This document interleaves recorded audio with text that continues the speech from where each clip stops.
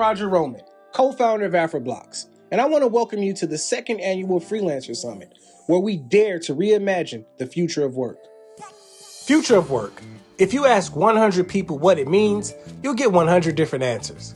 In reality, the future of work is just a projection of how, where, and when work is done in the years to come. How the work is done. This is where most of the confusion comes. Many people view the future through a dystopian lens with images of sentient robots replacing humans in every function. And while it makes for a good Black Mirror episode, the reality is that artificial intelligence, robotics, and automation will simply be tools we use to get more work done more efficiently. Who does the work? The future of work encompasses the need for traditional full and part-time workers, alongside contractors, freelancers, and even crowdsourced contributors. Business leaders are seeking out opportunities to train and upskill their current workforce, while also building connections with offshore teams and foreign professionals. Where is the work done? Although the global coronavirus pandemic sped up the adoption of remote work, the shift towards workplace flexibility has been ongoing for years. The global workforce is growing more dispersed as geographic and technological boundaries diminish. Why Africa? Why now? Africa's in a position to flourish as we enter this new age. But the continent needs an infrastructure that supports the future of work now. AfriBlocks is leading the way by helping global organizations connect with the talent they will need in the decades to come and beyond. Thank you for joining us on this journey as we continue to build the infrastructure for the future of work.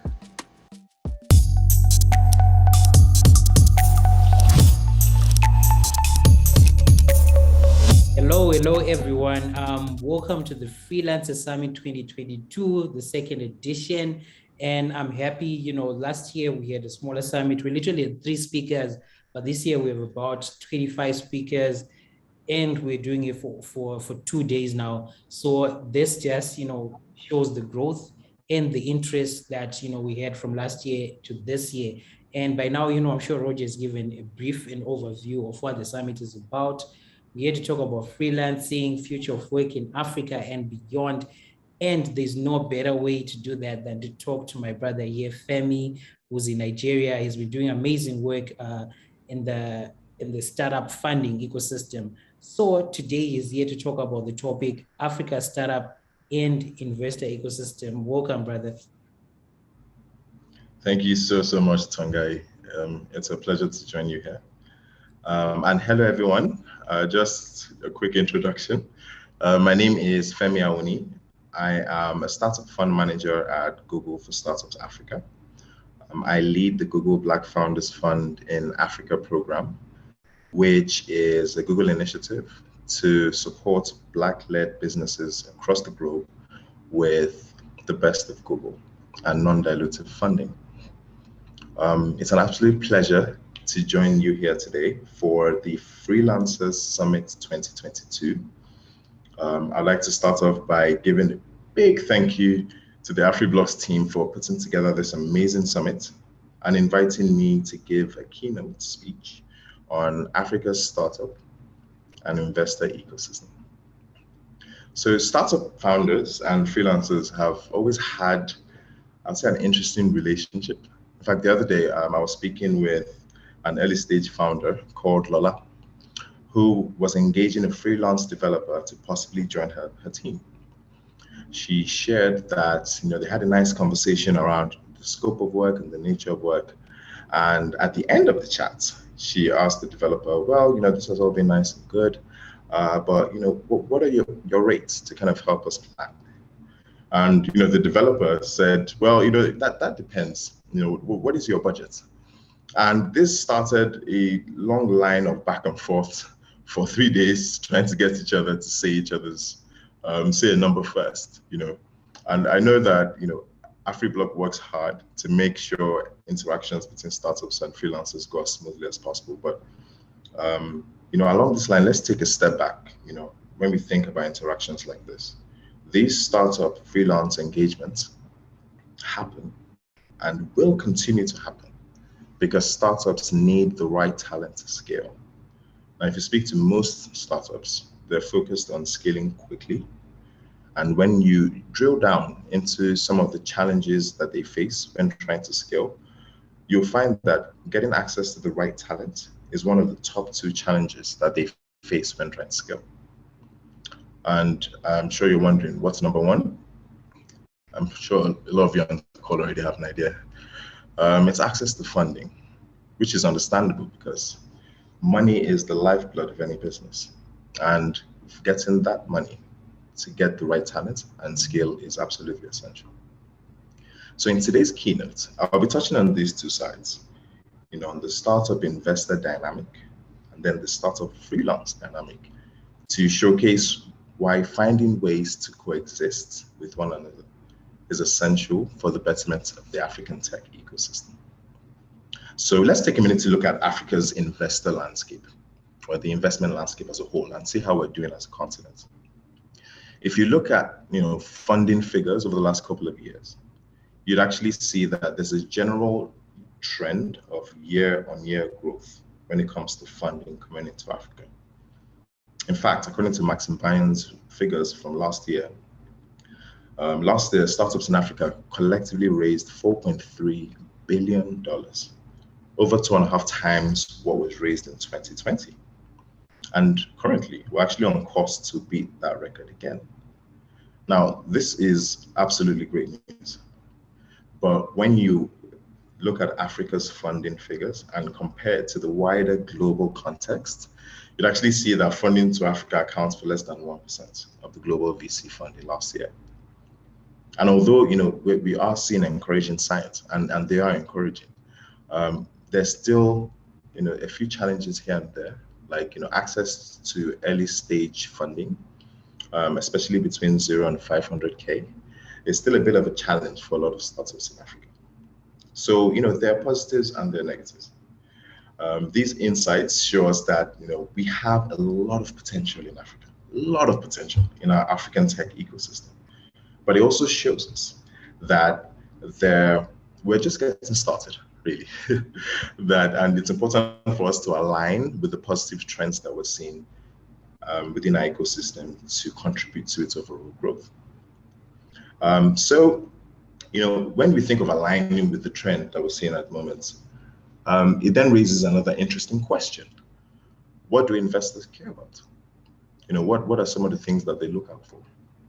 And to answer the question in one line, investors care about return on investment, which is they give you money now, and at some point in the future, they get the money back with a little bit more as return. It's that simple. And there are different types of investors, from early stage angel investors to more mature venture capital firms. But primarily, you'll see that they're focused on return on investment, especially for for-profit investors, is just consistent, right? And a lot of people don't necessarily have as much visibility on the funding landscape as they would like. And this has led to quite a few misconceptions about investor funding. One of these misconceptions is actually that investors like to take big risks. So that I would say not necessarily, and I'll explain. Investors don't expect any company that they put money in to fail outright. Like I said, return on investment is their primary focus. But we are all stuck in a reality where, well, unfortunately, a majority of startups fail. And investors have got about a 1 in 10 chance of success when it comes to investing in startups. And they have to plan with that reality in mind. So investors typically look to invest in as many startups with serious growth potential as possible to cover the inevitable loss that they would make. So I'm shedding this bit of context because I think it's important that we try to take the mind of the investor, or at least understand their perspective when we're thinking of engaging with them and relating with them. Another misconception actually is that getting funded in A-list, widely known firms is the way to go. And again, I would say not necessarily, because having the biggest and most widely known VCs on your cap table is nice, but it's not necessarily the goal. What really matters is finding a funder who is the best fit for you from a value perspective, where your vision and your mission statement is well aligned with what they stand for, and also from a contribution to your business standpoint, where beyond the money, they're able to enable some partnerships for you, offer advisory, give you direction that goes beyond just providing capital. In my honest opinion, the best investors help you in both funding and non-funding ways. It's really all about finding the right fit. And this concept of finding the right fit is something you will hear quite a bit in the tech ecosystem as a whole. Finding the right fit from an investor standpoint, finding the right fit from a talent standpoint, and so on. But this right fit concept is actually very important when you're trying to scale, especially because of the niche nature of the tech ecosystem. But let's take a minute now to look at how the startup freelance dynamic works, and maybe what a good fit might look in that situation. Right? From a startup freelancer standpoint, finding the right fit can really work wonders for everybody involved. Freelancers get to build on their skills and gain exposure on really interesting projects while getting paid. On the other hand, startups are able to meet their business objectives and overall increase their earning potential. There's strong cases for win-wins here. And startups have very different needs depending on their stage. And what you'll actually see is that freelancers are able to support, or different types of freelancers are able to support these startups at their different stages. From supporting early stage startups on their initial brand and marketing material like business cards and logos, to supporting mature companies with their financial structuring when they're trying to raise. You see that across the board, you see these relationships between startups and freelancers. And if you think about it, it's actually no surprise the way Africa's gig economy and tech ecosystem is growing. We are statistically the youngest continent on the planet, with a median age of roughly 25. Internet penetration is growing year on year. The pandemic accelerated tech adoption across Africa. Our continent is filled with highly skilled and passionate young individuals. There's this study by Pioneer with about 21,000 freelancers that show that Africa has about 10% of the world's freelancers today. This is an amazing statistic. But when you then take a closer look, the study also showed that freelancers reported 68 and 51% of their clients are in North America and Europe respectively, while only 7% reported having clients in Africa. Right? This, for me, shows that there's still quite a lot of work to be done. And a large contributor to this is the lack of suitable jobs back home, forcing talented folks like yourselves to take initiative and look to create their own opportunities externally. Platforms like AfriBlocks are doing amazing work to help with this drive, but I still think there's quite some work still to be done to drive more local startup freelance relationships to help build our ecosystem. We've seen impacts of freelance marketplaces in other clients. Like Upwork helps connect professionals to agencies globally, and in 2021 they supported over 700,000 gig workers, helping them earn over $3 billion in the process. Now imagine that impact, but back here at home. I look forward to a time where we have similar and even better impact numbers in Africa. Because one thing that remains undeniable is the potential that we have on the African continent. I dream of an African ecosystem with symbiotic relationships with investors, startups, and freelancers. A relationship filled with transparency and trust, where Lola, the founder I referenced earlier, is able to raise early stage funding without losing an arm and a leg. And she's able to build her startup while collaborating with thriving talent across Africa. There's so much that we can achieve together on this continent. We just need to be intentional about finding ways to collaborate. On a parting note, I'd like to share some words of advice for those of us here. For the freelancers, please ensure that you are learning and building on skills that are innovative and future-oriented. The tech ecosystem is a rapidly evolving space. I'll give you an example. I know a founder who built his platform on the AngularJS programming language, but he then had to learn Vue.js, a different language with some similarities, because AngularJS is no longer being supported. And as you'd imagine, this has also changed the direction he took with the freelancers he's working with. Right?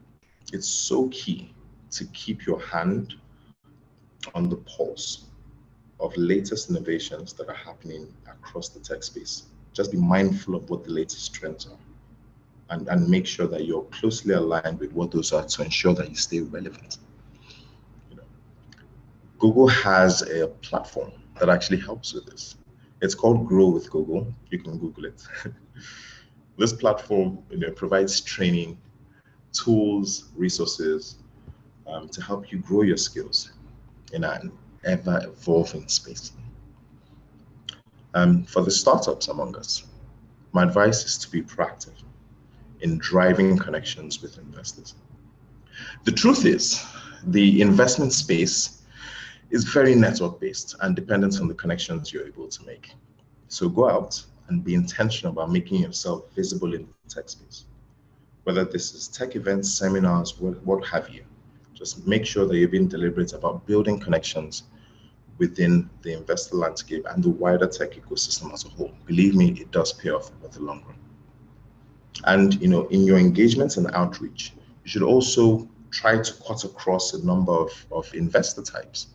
You have accelerators, like Seedstars, Y Combinator as an example, Techstars.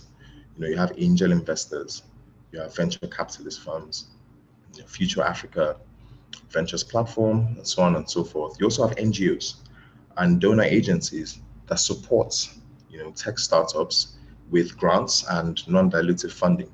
These are some of the people you'd want to engage with and at least rub shoulders with, to ensure that you're at least aware of the opportunities that the funding landscape has to offer, and you're then able to capitalize and evolve and build on from there. Another bit of advice for the startups, and I've seen this work wonders for a number of startups that I work with.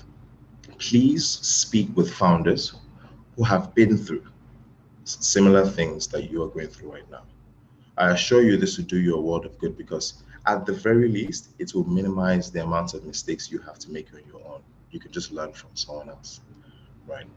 And for others on the call who I have not mentioned, I would say let's find ways to collaborate with each other and catalyze our booming tech ecosystem to achieve the potential it can achieve.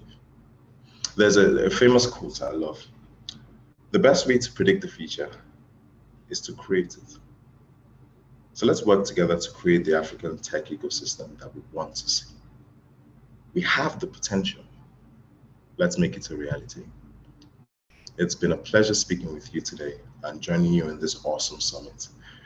I look forward to seeing the incredible things you go on to do in Africa. Thank you and take care. Thank you so much. That was super, informative. And I do like the point that you made around the fact that there are different types of investors. It's something that, I had to learn because you might be applying to, besides the fact that someone is only focuses on Series A or on seed stage, there's also the fact of the industry.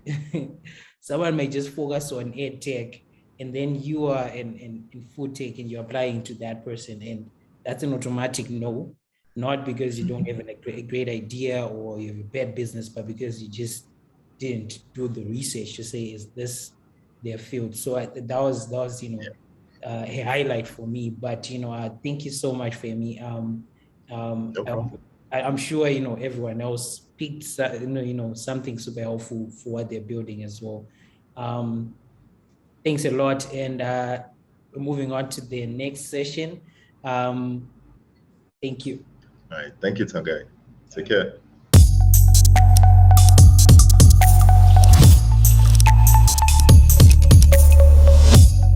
Hi everyone, my name is Kudzai Joshua Zawe. I am the head of community and project manager for digital marketing at AfriBlocks. I really hope you are enjoying this Freelancers Summit. I'm here to talk about the best ways that you can present yourself as a freelancer.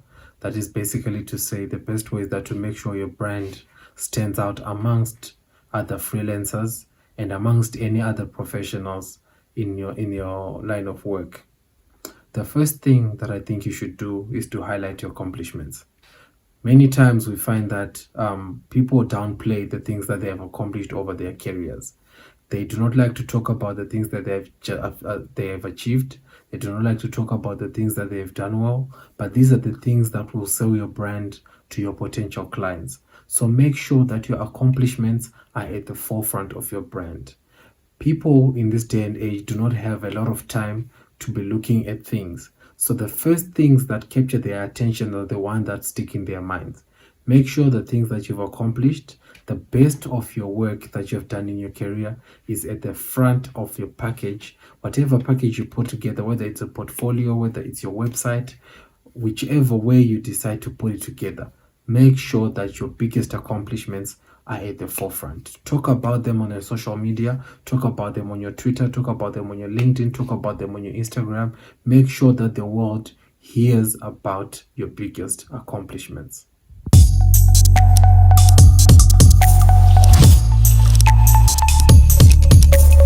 Hello everyone. Welcome back to the Freelancers Summit, the second annual Freelancers Summit 2022. And I'm here with a special guest from the Work From Anywhere team, John Lee. We're happy to have you. Welcome to the Freelancers Summit. Thank you very much, Tony. Great to be here with you and all the audience today.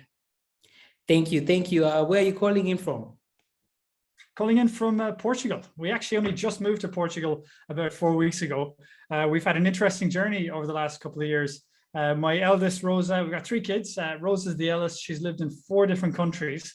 So she's only, as I said, she's only 5 years of age. She's experienced a lot already. But for now, we're living in Portugal and loving it. Wow. Yeah, so that's why we thought, you might be the best person for this topic, which is what is digital nomadism. It's kind of something new for most of us. So we thought, let's look for the best person who's literally experienced it and who's living it, to help us, understand more what it is and how we can benefit. So I guess that brings me to my first question. What is digital nomadism? That's a great question, and it's a definition that is evolving all the time. But if you go back to the original definition of it, and the definition, I guess, is used by most people, it's basically people who are location independent and who use technology to perform their job remotely. And so if you think about that for a second, people that are location dependent, people who can be location independent, it's like people going off for a year, a couple of years, and traveling around the world. And of course, the beauty we have nowadays is with technology, look at us now here today. We are having this conference here today remotely. And that's the beauty about it. And so there's so many other possibilities with it. But that's the definition as it is today. But what's fascinating is that definition, or how we interpret it, is beginning to change, because there's so many people that actually do have a location, but actually want to spend a couple of months a year actually traveling and exploring the earth. So that's an interesting one to see how that's shifted. Yeah, so can you say, what digital nomadism is mainly for freelancers, people already in the freelancing space, or it's someone even who has a corporate job, but the job is maybe hybrid or is that much flexible? Well, I think digital nomadism is very well suited to people that are contractors or freelancers, that they have that flexibility to decide when and where they work. As soon as you are attached to a company, either as, let's say, for example, as an employee, you tend to be stuck either at one, let's say, legal entity. But even if you're working as sometimes as a contractor or even via an employer of record, you tend to, the companies tend to want to have some stability as to where you're going to be. So you tend to have, if you are working directly for a company, they don't want to have the risk of people moving into all sorts of different countries around the world. They want to narrow the countries that you're going to be traveling in. So by its very definition, digital nomadism doesn't really suit, let's say, people working for companies. Although saying that, the possibility of people working for a couple of weeks or months a year, 2 or 3 months a year, that's definitely not ruled out if you work with a company in many cases. But certainly the concept of location dependence, it's very well suited to freelancers. So basically can even be in the same country, right? Switching cities, that's the same thing, right? Well, yeah, exactly. And what is interesting is, you do have to be careful. You've got to be conscious. There may be other factors you've got to be conscious of. First of all, you've got to look after your own taxes and whatnot. You've got to be careful. Sometimes, working as a freelancer, which countries you go into for tax reasons, or it could be for data privacy and security, for example. It could be employment law, many other reasons as well. So just because you're a freelancer, it doesn't give you a carte blanche to work wherever you want. If you are working extensively with a company, you need to make sure and get their approval to a degree for where you go. But in general, this is the beauty about freelancers. I've been there myself. This is one of the reasons why I've traveled to so many countries, is because I've been able to do freelancing or work for my own company. Got you. And just so you know, Joan and his team have, I think it's a weekly or twice a month, show that comes up on YouTube and other social media platforms. I just wanted to give a shout out to that. Yeah, no, thank you very much. We've had you on one of the episodes. It's great. Yeah. So check that out. And so I guess my next question was around, so is that the future of work? Because I guess people ask, like, there was COVID and we were kind of forced to get into that space. Is that still going to be the same going into the future, or it's going to be hybrid, or it's going to move back to people working in offices full time again? Well, from all of the indications that we're seeing, it's been fascinating to see the evolution, because one of the things we've really observed is how there's been a shift in people's values. That if you think about it, before COVID, we were all, so many of us, running around in circles. COVID forced us to stand still for a period of time and to observe and to think and rethink what's important to our lives. And for some people, it was family. For some other people, it was travel. For some people, it was just rethinking how they value work and how work values them as individuals. And so with that, it kind of propelled us into this movement whereby people, are not prepared to just go back to the way it was. And so there's certainly some industries, some companies, some company cultures will go back to the office full time. And some of them will have a brilliant office experience. I'm sure Google will do a great job. Whereas many other companies, especially if they have the technology to be able to remote work, they are fundamentally going to shift. And you're going to see this battle for talent. We're already seeing it with the Great Resignation, where people are more or less going to leave their employers. And they already did last year if they forced them back into the office. What's fascinating to see is how that played out last year for domestic, let's say, remote work. Where this gets interesting, Toyi, is when we talk about this year, where it's, let's say, international remote work, where people who want to spend a couple of weeks or months working remotely abroad. Some companies are going to say, yeah, you can do it, no problem. If you're an employee, you can do it. If you're a freelancer, a contractor, no problem. Other companies are going to say, no, we're not going to allow you to do it, forget it. Those companies, I'm really interested to see, once COVID restrictions really drop, I'm fascinated to see that battle for talent and how that impacts on so many different industries. Got you. I did see a video, I think a couple of weeks ago, about Costa Rica. Like, there are a lot of people who are moving from the United States to Costa Rica to work from there because, it has these nice beaches, great economy, and it also has good taxes and regulations. So people have been moving there. But the question now was becoming to the local population. Like, you're someone who's getting their income from the States, which is a bit high, and then you come into Costa Rica, and then, you buy out these homes, and then basically the cost of living raises. So I would like to ask, like, what digital nomadism has in connection to tourism and in connection to the local population benefiting from from people who are working and living in your country? Sure. Well, one of the things that I was studying and having a look at with Culture Me, one of my previous startups, is we looked at the impact of over-tourism. And one of the challenges with over-tourism is we take two different profiles of tours.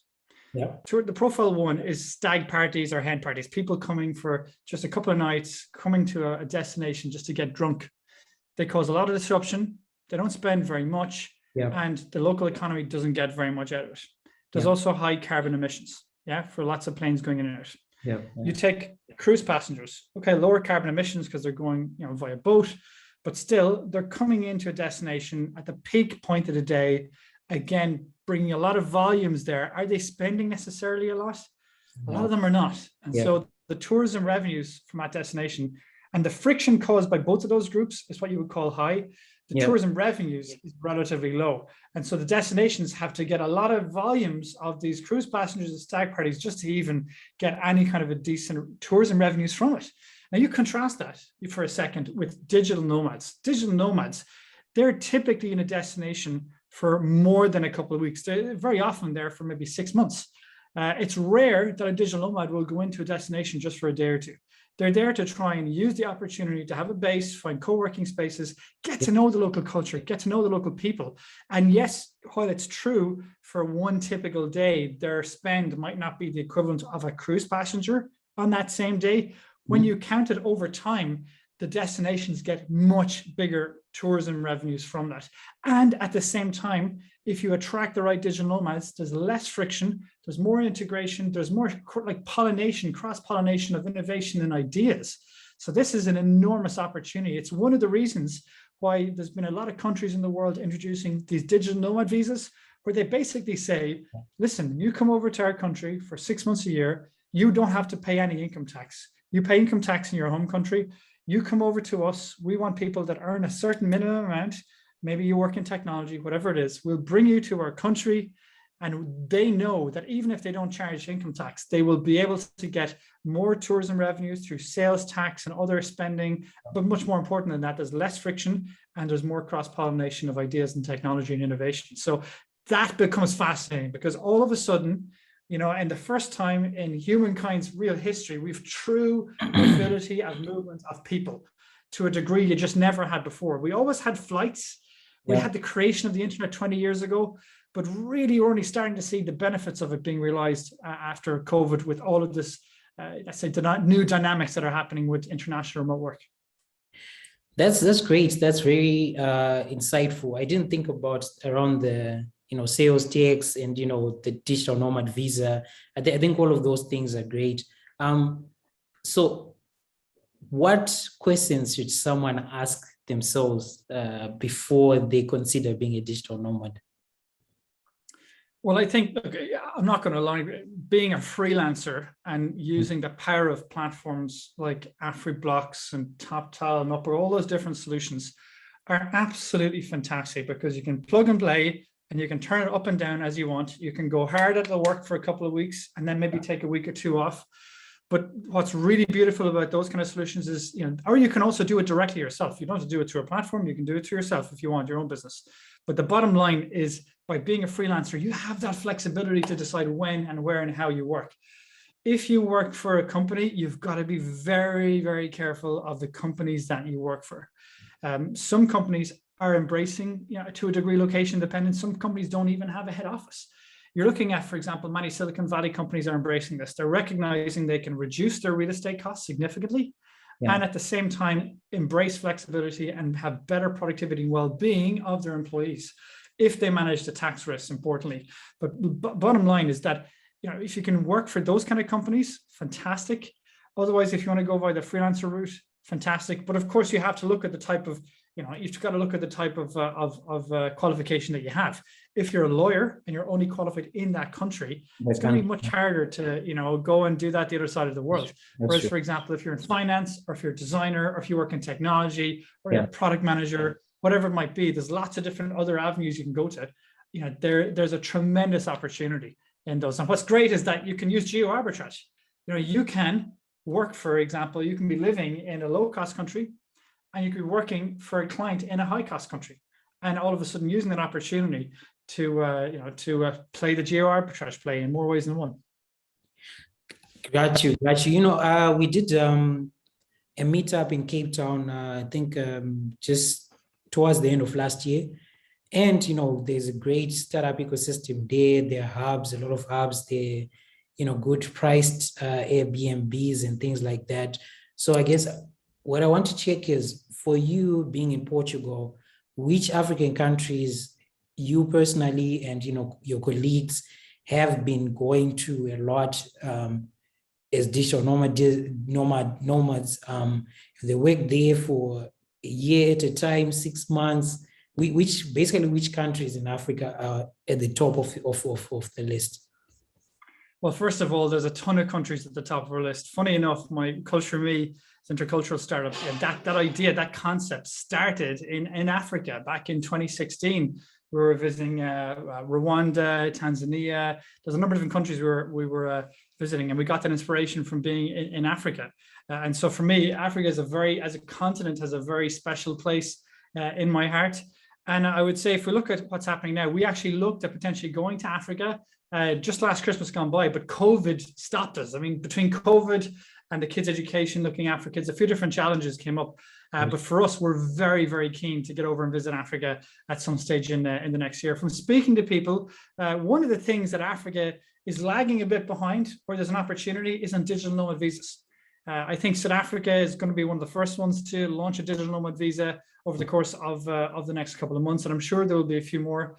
But there are certainly, let's say, not digital nomad visas, but there are other ones as well to think about. I mean, for example, Cape Verde is certainly one we're seeing. I've been following the work that Gonzalo Hall has been doing there, for example. Also Mauritius, although it is more expensive in Mauritius, to be fair. I'd be interested to see what happens in Kenya, for example, looking at the countries that have a very, very strong ease of doing business index as well. Rwanda as well. Rwanda is one which has also been very far ahead in a few different aspects as well. So for me, I'm expecting that there will be a tremendous opportunity of flows of people going there. As of right now, the biggest challenge were a lot of people who were going to go, but then Omicron happened, that blocked everything off. But yeah, I'm curious to see what happens over the next couple of weeks and months. To be fair, I mean, one of the things what we could see when we were looking at the data, our work from anywhere data and the requests and trends, basically it was about to go through a significant explosion. We started seeing a post-COVID recovery in around July, August, September last year. All of a sudden, Omicron happened, it fell right back down. And then it started to come back up. Then obviously we had everything going on in Ukraine, for example, pulled it back, certainly from a European perspective, people being a bit more cautious. But we do expect that all going well over the next couple of months, that will start to increase again. And certainly the requests and the intentions to book, we're certainly seeing that in the data. One of the ones to look at is nomadlists.com. Like Nomadlist, great community. There's some very interesting data points that they have on what's happening with the requests for nomads and where the activity is. Got you. I did see Namibia as well. There's some, places there that people are going. Absolutely. Anyways, I want to ask about, some things that you're doing with your team from Work From Anywhere. Any new things that are coming up? Any, things that we should stuff like that? Well, there is. The first thing is, why is my boss saying no to work from anywhere? It's a question we got again and again and again for a lot of employees who contact us.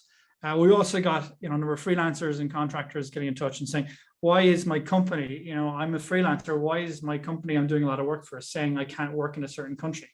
And so what we ended up doing is we also got the same requests coming from companies coming to us saying, how can we manage a work from anywhere policy?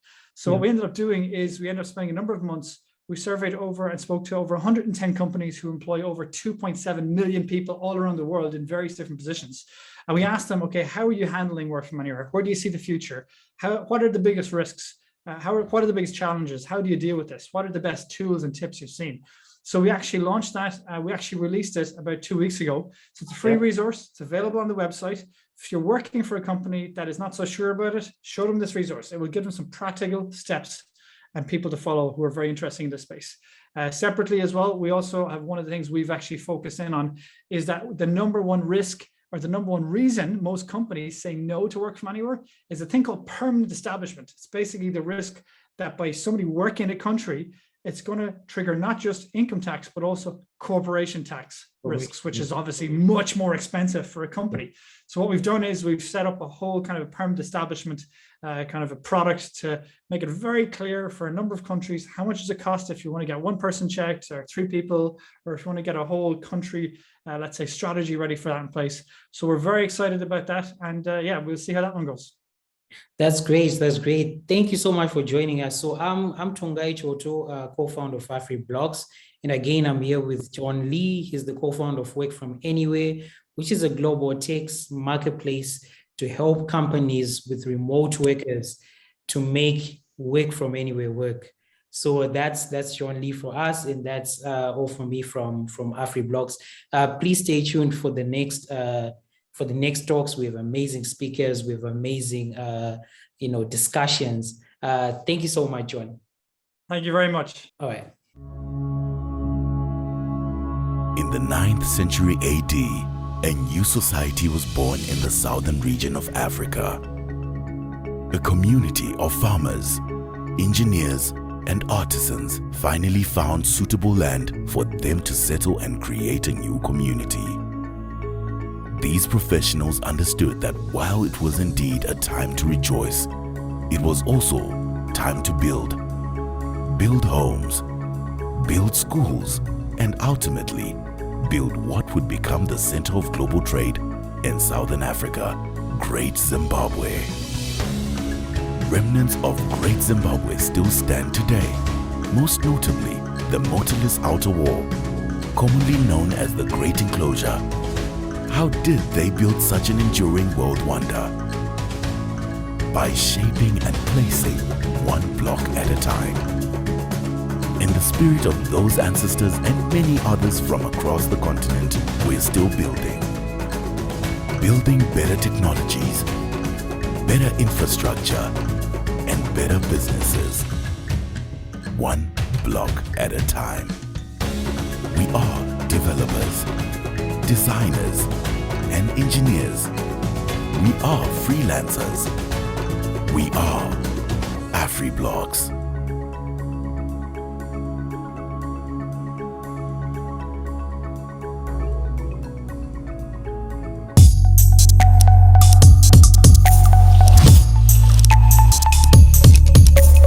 Hello guys, welcome back. We're still going on with the Freelancers Summit 2022 second edition, and I'm here with amazing sister Vanessa da Costa and brother Miles Anderson. They're both joining from the United States. Thank you so much guys for joining. So today we have this topic that I think personally is amazing because, you know, as an early career professional, you just finished school, you're about to finish school. The next thing on your mind is, how do I land these opportunities? How do I get a job? How do I get paid? So our topic is how to successfully build a network, land opportunities, and jumpstart your career as a student or early career professional.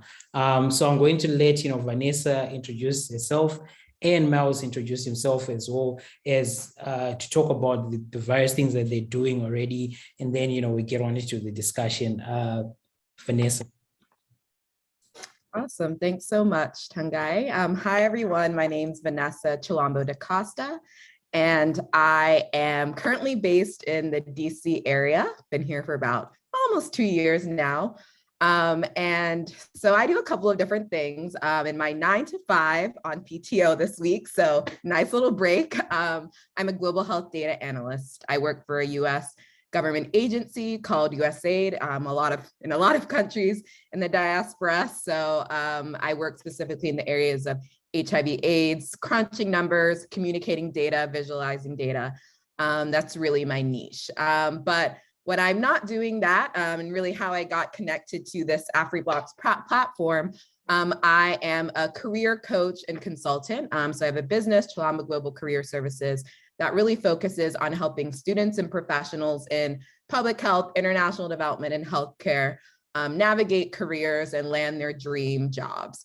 And then more recently, I decided to kind of bridge my two interests in entrepreneurship as well as data to expand my business to also include data consulting. So I now have a team of consultants, and we work with clients to help them with their data needs, whether it's developing a strategy and analysis, you know, a data visualization tool. That's kind of what I work on. So yeah, I really love to work at the intersection of helping people with their careers, working with students and professionals, and that's a bit about me. Yes. Thank you, Miles. Excellent. First, I just want to say thank you so much to Tanguy and AfriBlocks for just allowing me to be here and to just, you know, be able to express myself on this platform. So my name is Miles Henderson, and I'm the founder of True Culture University. TCU is a Pan-African collegiate platform that aims to connect Black college students all over the world. We currently have international student chapters from Brazil, Ethiopia, Kenya, Senegal, Ghana, as well as some schools in the US as well. So we're very much pushing forward connectivity of Black college students, you know, wherever they may be at. Additionally, I'm also a member of the Marcus Garvey Bronze Coordinating Committee. And essentially, this is a committee where we're working to create a statue of Marcus Garvey at the African Union headquarters in Addis Ababa, Ethiopia. So I'm actually living in between the US and Ethiopia right now. And a lot of the work that I do is based in Addis Ababa. And I think the third thing that I will say is we're also working on a mobile platform called Portal that will aim to connect Black college students wherever they are at into a social media platform. So really amping up that network building and connectivity. So I think, you know, very much in alignment with what this panel is looking to accomplish. Great. Thank you so much for the intros, guys. I guess I'll just jump into my first question, which is to Miles. You know, all of us on the call, we met at some point. I think I met Miles at Africa Union, Paja. Then I met Vanessa through a Connect Akudzwe. So that's the network. That's how you meet people. And sometimes, you know, you meet someone today and then you actually get to work together 3 months later or a year or 2 years. But the important thing is to connect. So the question to Miles I have is, to our listeners, how best or how do you successfully build a global network? Okay, excellent. So if you don't mind, I know we met when we were kind of young professionals, but I would like to actually take it a step back, even as a student, and how you can begin to build your global network there. My biggest single piece of advice with regards to building a global network: study abroad. You know, point blank period, you know. So at the university level, most of the programs that are there, they have some type of program that allows you to study abroad. Once you study abroad, that gives you access not only to a network within that country, but oftentimes you're there with other students that have studied abroad from other parts of the world as well. So for example, I studied abroad in Ghana my senior year of college, undergraduate. Even though I was there in Ghana, I stayed at the student hostel, the international student hostel, had students from Korea, had students from China, had students from Nigeria, had students, you know, from Dutchland, you know, all over the world, all in this one place, in this one location. And that was really one of my first network amplifying experience. So what I will always uplift is that for anyone to really amp your network is to study abroad. And I would say that's kind of really a great first step. That's great. Actually, that takes me to the next question to Vanessa, because I know the work that you do with Chilombo Global Career Services. So the question to you is how to find those opportunities, because now you have these networks, but you know the person. The next step is to figure out how you connect with what they're doing and what you're doing, and how to to take that into the next step. Yes, great question. And I definitely agree with studying abroad. Funny thing is, I didn't study abroad while in school, but I ended up doing the Peace Corps and living and working abroad for most of my career. So at some point, you've got to get in there, get out on both sides, whether you're US based or living in other countries. But yeah, to follow up on how to do that. So we're very much in a virtual environment now, more so than ever. So one thing that I always say is don't just look and, kind of lurk, as a lot of us may do, especially in LinkedIn, online, all of these forums or groups that we're on, whether it's Facebook and many different network groupings out there, but engage, right? When you see things of interest, follow up with people about opportunities, reach out. That elevator pitch that I love to talk to people about is not just for when you are in an interview and they're asking you to tell me about yourself. Do that in as many forums as you possibly can. As someone who's both done that proactively and had to learn to do that, and someone who receives messages from people who are either checking my profile, the ones who reach out, who ask questions are the ones that I always remember when I have, whether it's a referral at my job. Recently we're hiring interns and I was able to provide some referrals to people who are interested in being an intern on my team, or whether it's just a position that a recruiter reached out to me about, I'm not interested, but I want to pass it along to my network. So engaging with people, following up with people, whether they're in the industry of interest that you're in, or maybe this is not where I am now, but I would want to hear more about this organization, definitely do that. And because, again, we are in a virtual environment, it's a bit easier to do, especially if you're an introvert like me, where, we're not in as many in-person events as we like to be. Now it's increasingly coming up again, but definitely use your network, engage with others. And the last thing I'll say is, right, it's a two-way street. So you don't want to just ask, but also contribute. No matter where you are in your career, whether you're a student, early career professional, you have something to contribute. And one thing that I always recommend to clients and colleagues, and something that I've started to do and still need to do a bit more, is share what your expertise is. Write an article on LinkedIn, share what you're doing, what you've learned, whether it's in your course or in something that you're doing on the side. Because actually one thing I learned today from having a strategy session with someone is also, branding yourself as a thought leader, even if you're increasingly, you're new to that industry, can also help with visibility and finding opportunities and people reaching out to you. So one part of that is really that networking, engaging, and of course, pitching yourself. I don't want to say selling yourself, but it somewhat is, so that you can have opportunities that are not just through the grapevine of websites, but also directly connected to people who may be offering those opportunities. Yeah, that's really true. Because when we were at college, or when I was at college, I think one mistake that I made was I did not look for enough resources. I did not, do enough research to say, okay, I'm looking for probably maybe say a scholarship. Where do I get this? And things like that. So my question to Miles is, with I know you're doing amazing work with True Culture University. So what resources do you currently have, or do you offer, or other platforms you'd recommend students to say, I'll take a look at this. This is something that will, change your career. This is something that will, give you another direction for the better. Yeah, definitely. So I'll kind of approach that in two ways, and I'll answer the latter first. And this is something I'm just kind of coming into now at this point in, my professional, career. It's to really leverage LinkedIn. I didn't realize how powerful of a tool LinkedIn was until I got on there and I started engaging. And I was, in my mind, I was like, wow, LinkedIn is popping. I was like, is this the most, fun social network that we have right now? But I don't know what if it is, if you're in that space to where you kind of want to climb, you want to make stuff happen. I think LinkedIn can do a lot for you, especially as someone who's just getting into the workforce. So that'd be my first kind of suggestion, is to build out that profile, get it sharp, get it clean as early as possible, because you don't know who is out there.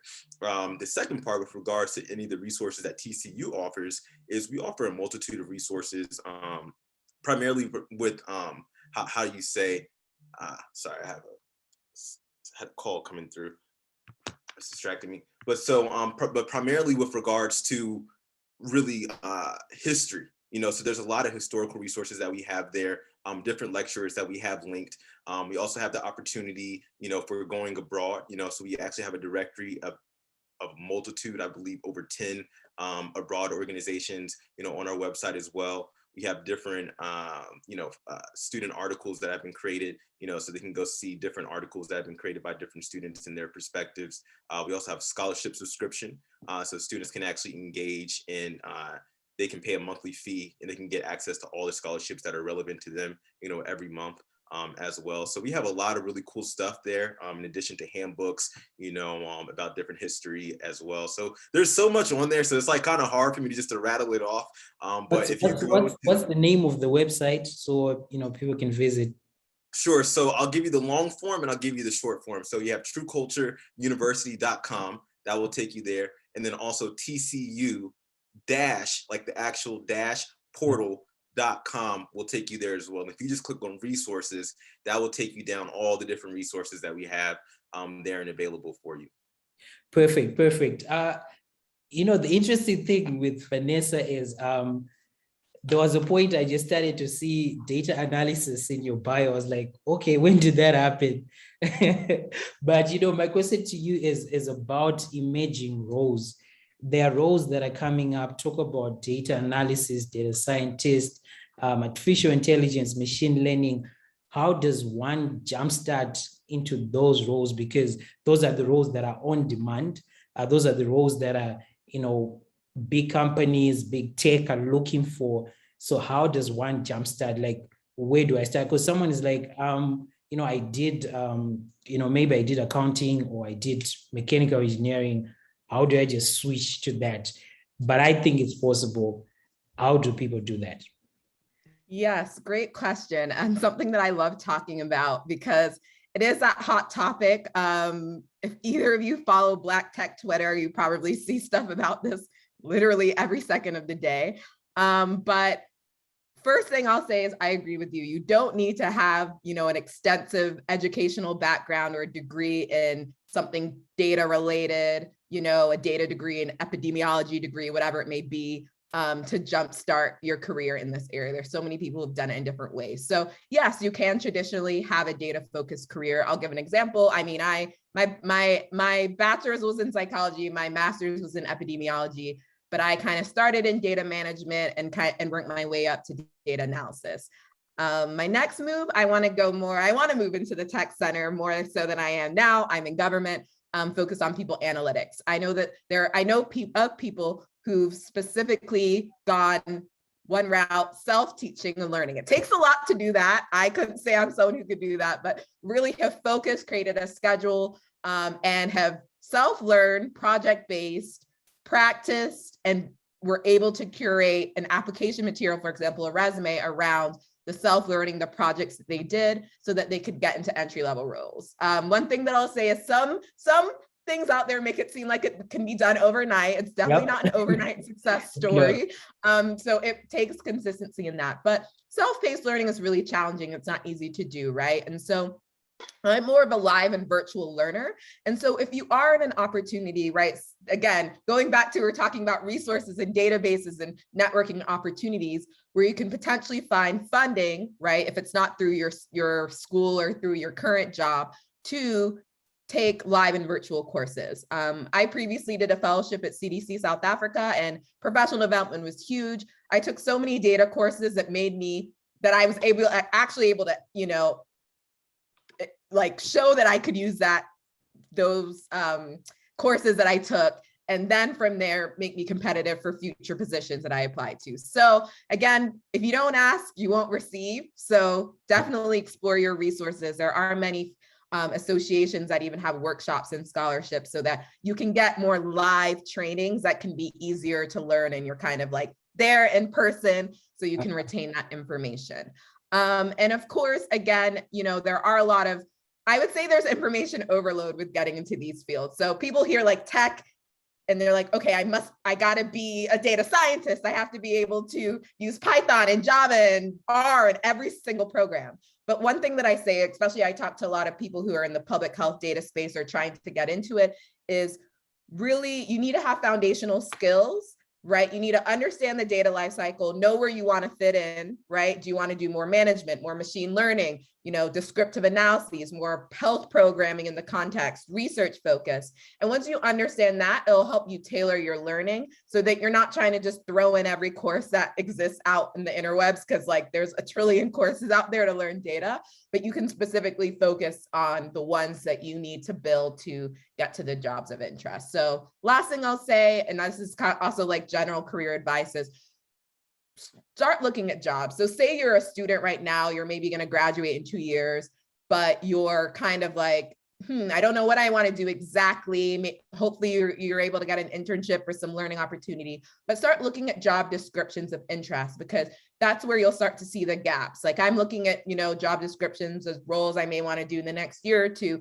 Okay, I have these skills, but I really need to strengthen this or focus on this. And that can also help you tailor your learning so you're not just trying to do everything all the time, which is usually what people feel like they need to do when they are like, I want to be a data analyst, I want to work in tech, I want to start this field. It's like, I need to learn 7 programs and be proficient. But usually people are like really good at one and pretty good at maybe 2 others. But beyond just the software, they also understand the strategy and the life cycle and the processes, and have, again, those other skills that are important to like being in any job.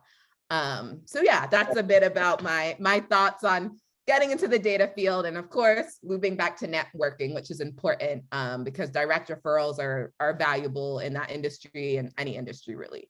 Got you. Talking about resources, for those who didn't know, AfriBlocks is a partnership with DataCamp.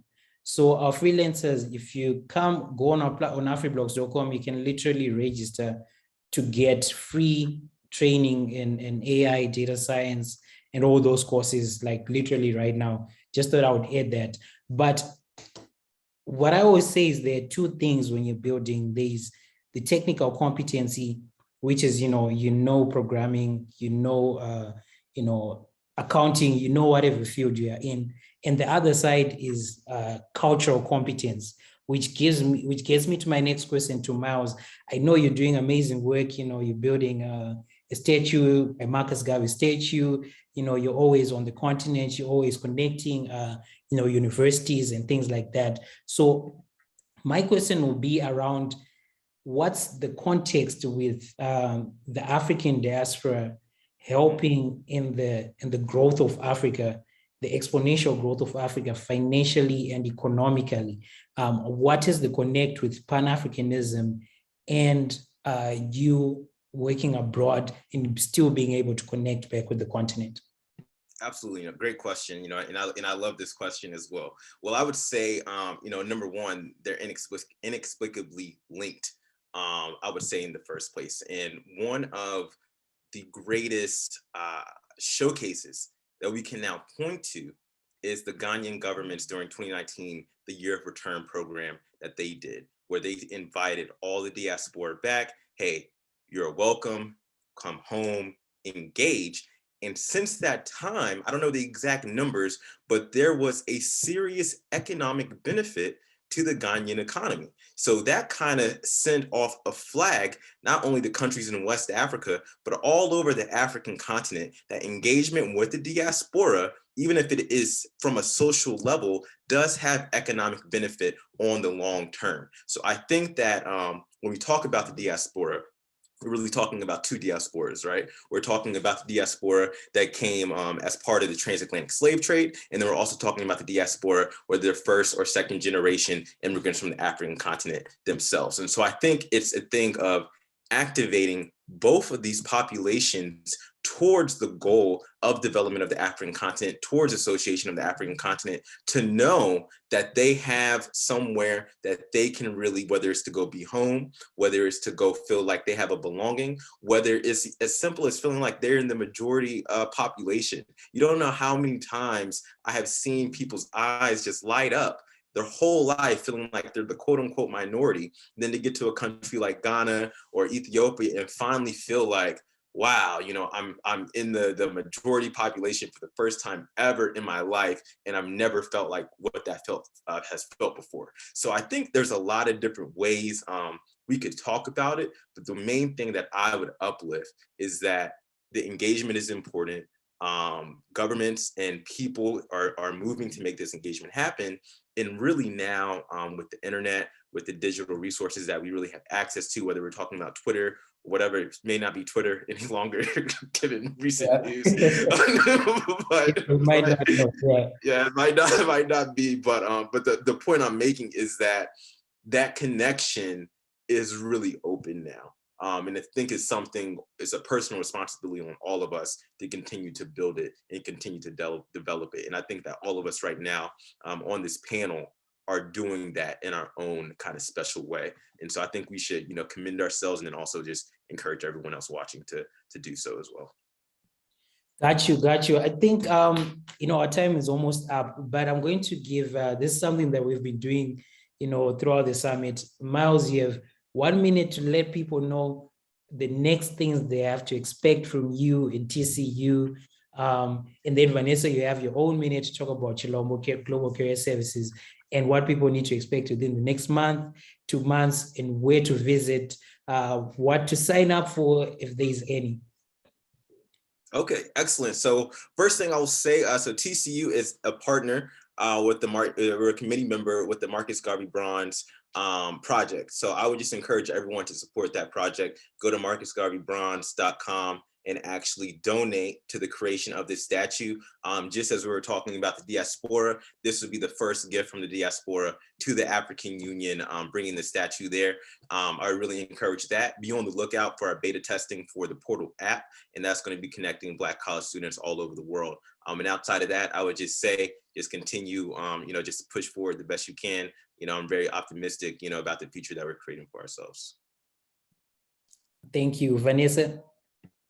Yes. And so for me, one thing that I'm really excited about is that we're launching our second year of is our Chilombo Scholars Program. So in short, we paired 5 Black-led nonprofits here in the US with 5 individuals of Black or African descent to get a paid public health experience. Again, emphasizing the paid because there's a lot of unpaid opportunities, and I could go on about the issues with inclusion and equity around that. And so this year we're fundraising for our second year. We've partnered with the Association for Black Researchers to push this to further get funding so that we can provide this program for another year and also for a wider range of nonprofits and scholars. So definitely just want to share more about that. And this is a program that's specifically US based, but we're hoping to expand as Chilombo is hoping to continue growing. Of course, we have our services, but we also provide a lot of resources and information. So whether you're trying to figure out how to craft that resume, right? Or, figuring out, okay, what am I looking for? What strategy do I really need to go about? We provide that information and resources and continue to do so. And another thing that I want to mention, and we've talked a lot about resources, is we have a job database on our website. So for anyone, wherever you are in the world, if you're interested in anything related to public health, international development, healthcare, and even higher education, we have over 150 sites, career websites listed on our website where you can find and access those. It's just another starting point for your job search. So yeah, for any of your job needs, career needs, or internships, feel free to reach out to me, Vanessa, and Chilombo Careers, and we're more than happy to guide you. Thank you so much, guys. Really appreciate you coming on. Just so you know, this is what building looks like. Both Miles and Vanessa are supporters of AfriBlocks. They're sponsors of the Freelancers Summit 2022. And I just called hey, this is what we're doing. Yeah, what do you need? So it goes back to that networking. It goes back to those professional relationships that, you need to start to build as an entrepreneur. And thank you so much, guys. I really appreciate your support. And our audience does too. And, till next time, we hope to do this every year. And next year, this is something that I want to see you guys actually come this side and be available in person. Excellent. Look forward to to it. Sounds good. I'm due back for another trip to the continent. Just got back from Rwanda recently for work, but I need to come back. Nice, So. nice. Thank you so much, guys. Bye. The second best thing that you can do to make sure that you market yourself well as a freelancer, that your brand stands out, is to make sure you understand your target audience. You may be working as a digital marketer, but the needs of a client will differ from client to client. Make sure that you understand what the particular client you're talking to needs, and make sure that the work that you're showing them speaks exactly to the things that they need. You will find that a lot of clients will not be impressed by your portfolio simply because the language you're speaking is not the language that they want to hear. Make sure that you have understood the needs of your client, understand your target audience, and speak according to exactly what they need from you.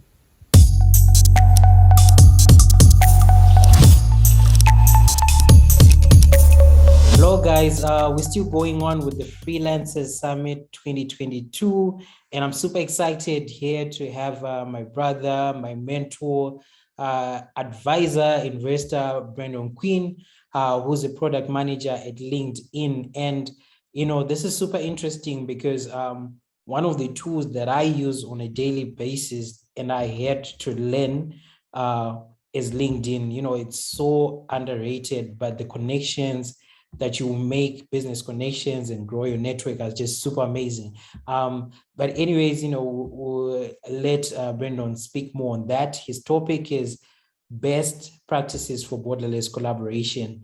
Welcome, Brandon. Thank you, Tongai, and I'm humbled that you call me a mentor just because you're such a brilliant technical mind. I love working with you. I love being an investor in AfriBlocks, and very excited about what you all have in the future.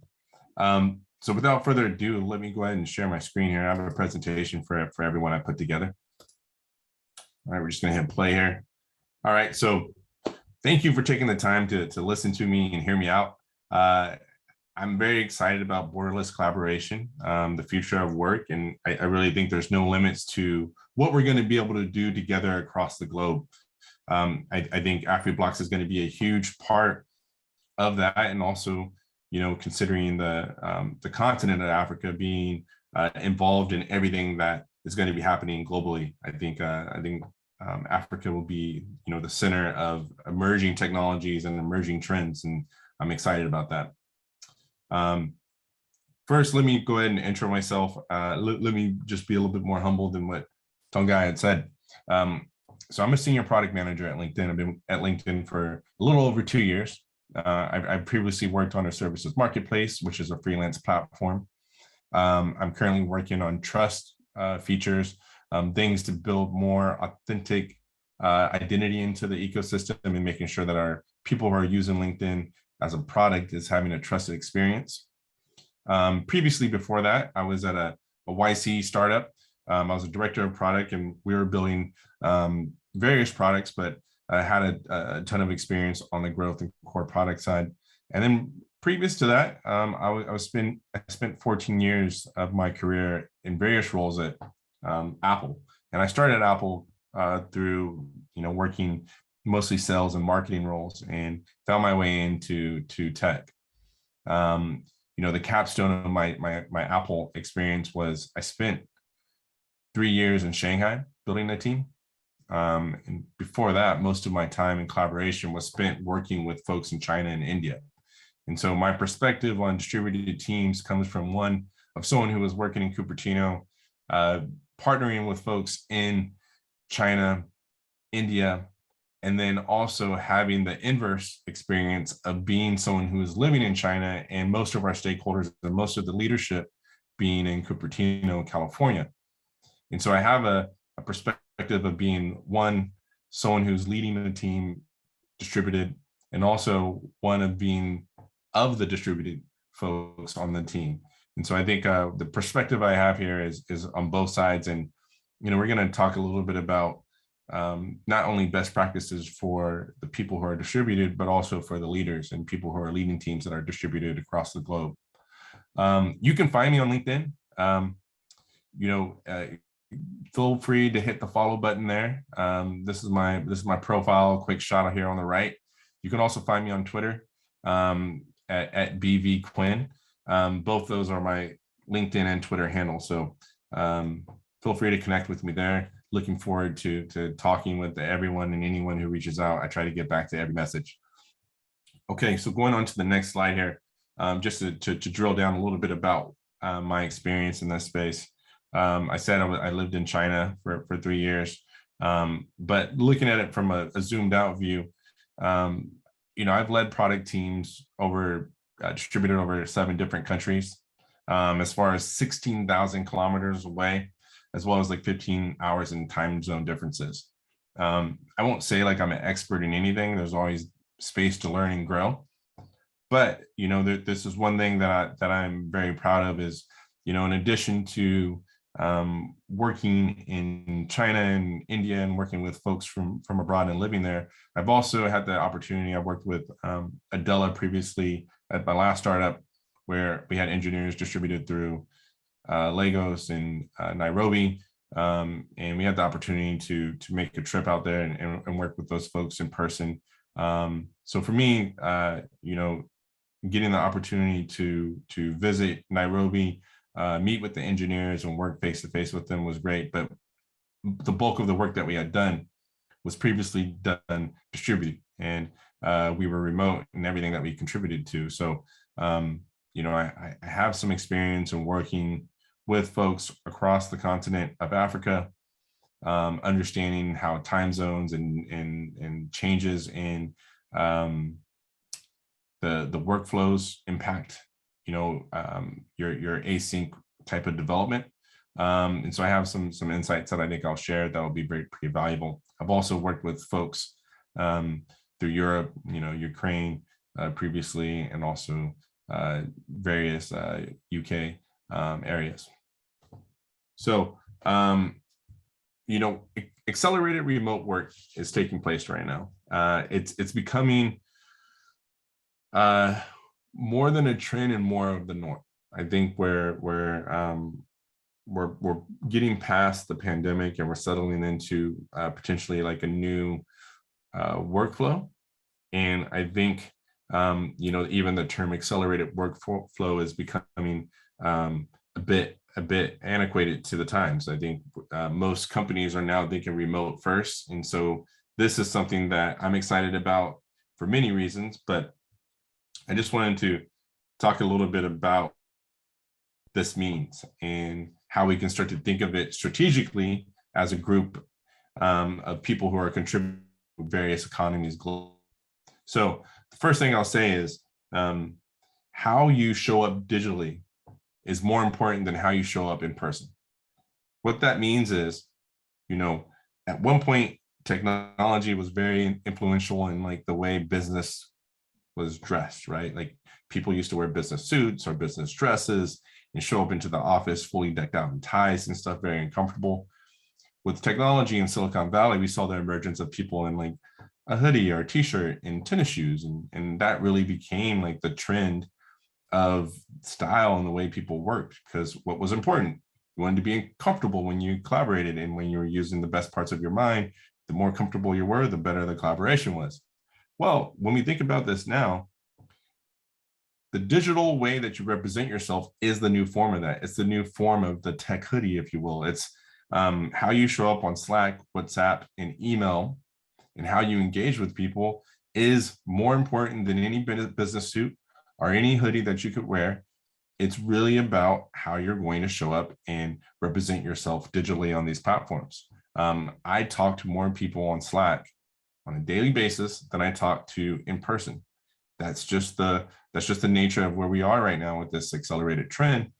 And we have to really think about our digital footprint. So how we appear, as Tongai was saying, on the LinkedIn ecosystem, our profile pictures, our descriptions of ourselves, how we appear on Twitter, but even further, how do we represent ourselves on Slack, email, WhatsApp, and other forms of communication, Microsoft Teams. The next thing to call out here is your ability to collaborate is more valuable than your location. So it's getting to a point where if I'm here in the United States, I don't care if someone's in Omaha, Nebraska. I don't care if someone's in Texas. I don't care if someone's in Kansas. If you can collaborate and provide value in your collaboration, your location isn't as important to me anymore. It used to be that we had to set up these massive amount of hubs, Silicon Valley and then Austin, Texas, and York. And, you see companies establishing here in the US and Atlanta, but also looking across Pan-Africa, you're looking at people establishing offices in Lagos, Nairobi, Zimbabwe. You're seeing Google just made a recent announcement as early as, I think they first made this announcement back in February 2022, that they're opening offices across Pan-Africa, as well as, Microsoft has established itself there, and Facebook as well. So I think there is a huge value in these companies establishing their presence. But at the end of the day, what we're talking about is borderless collaboration between these companies.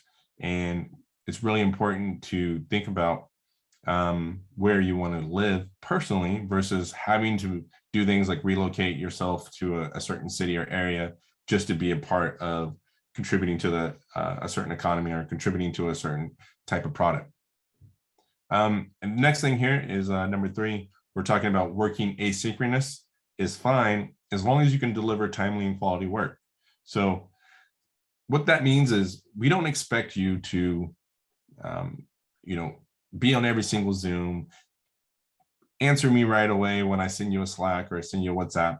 The expectation now is becoming completely fine if I can send a message to someone or I can send an email to someone and within 24 hours I can get a response. So what's really important is the quality of your work, the quality of your response, to reduce the amount of times that we have to go back and forth. And I think people are becoming more astute to that and becoming more aware of how can you engage and have these type of conversations with people to reduce the back and forth. So this also means that we're eliminating meetings that are unnecessary, having the conversations that are more meaningful, and getting work done that's more valuable. The next thing here that I'll call out that's important about this trend and this remote work life is there's less commuting. So here in the US, there's many of us who have to spend a ton of time. I live in San Francisco and I have to commute down to Silicon Valley for a lot of my work.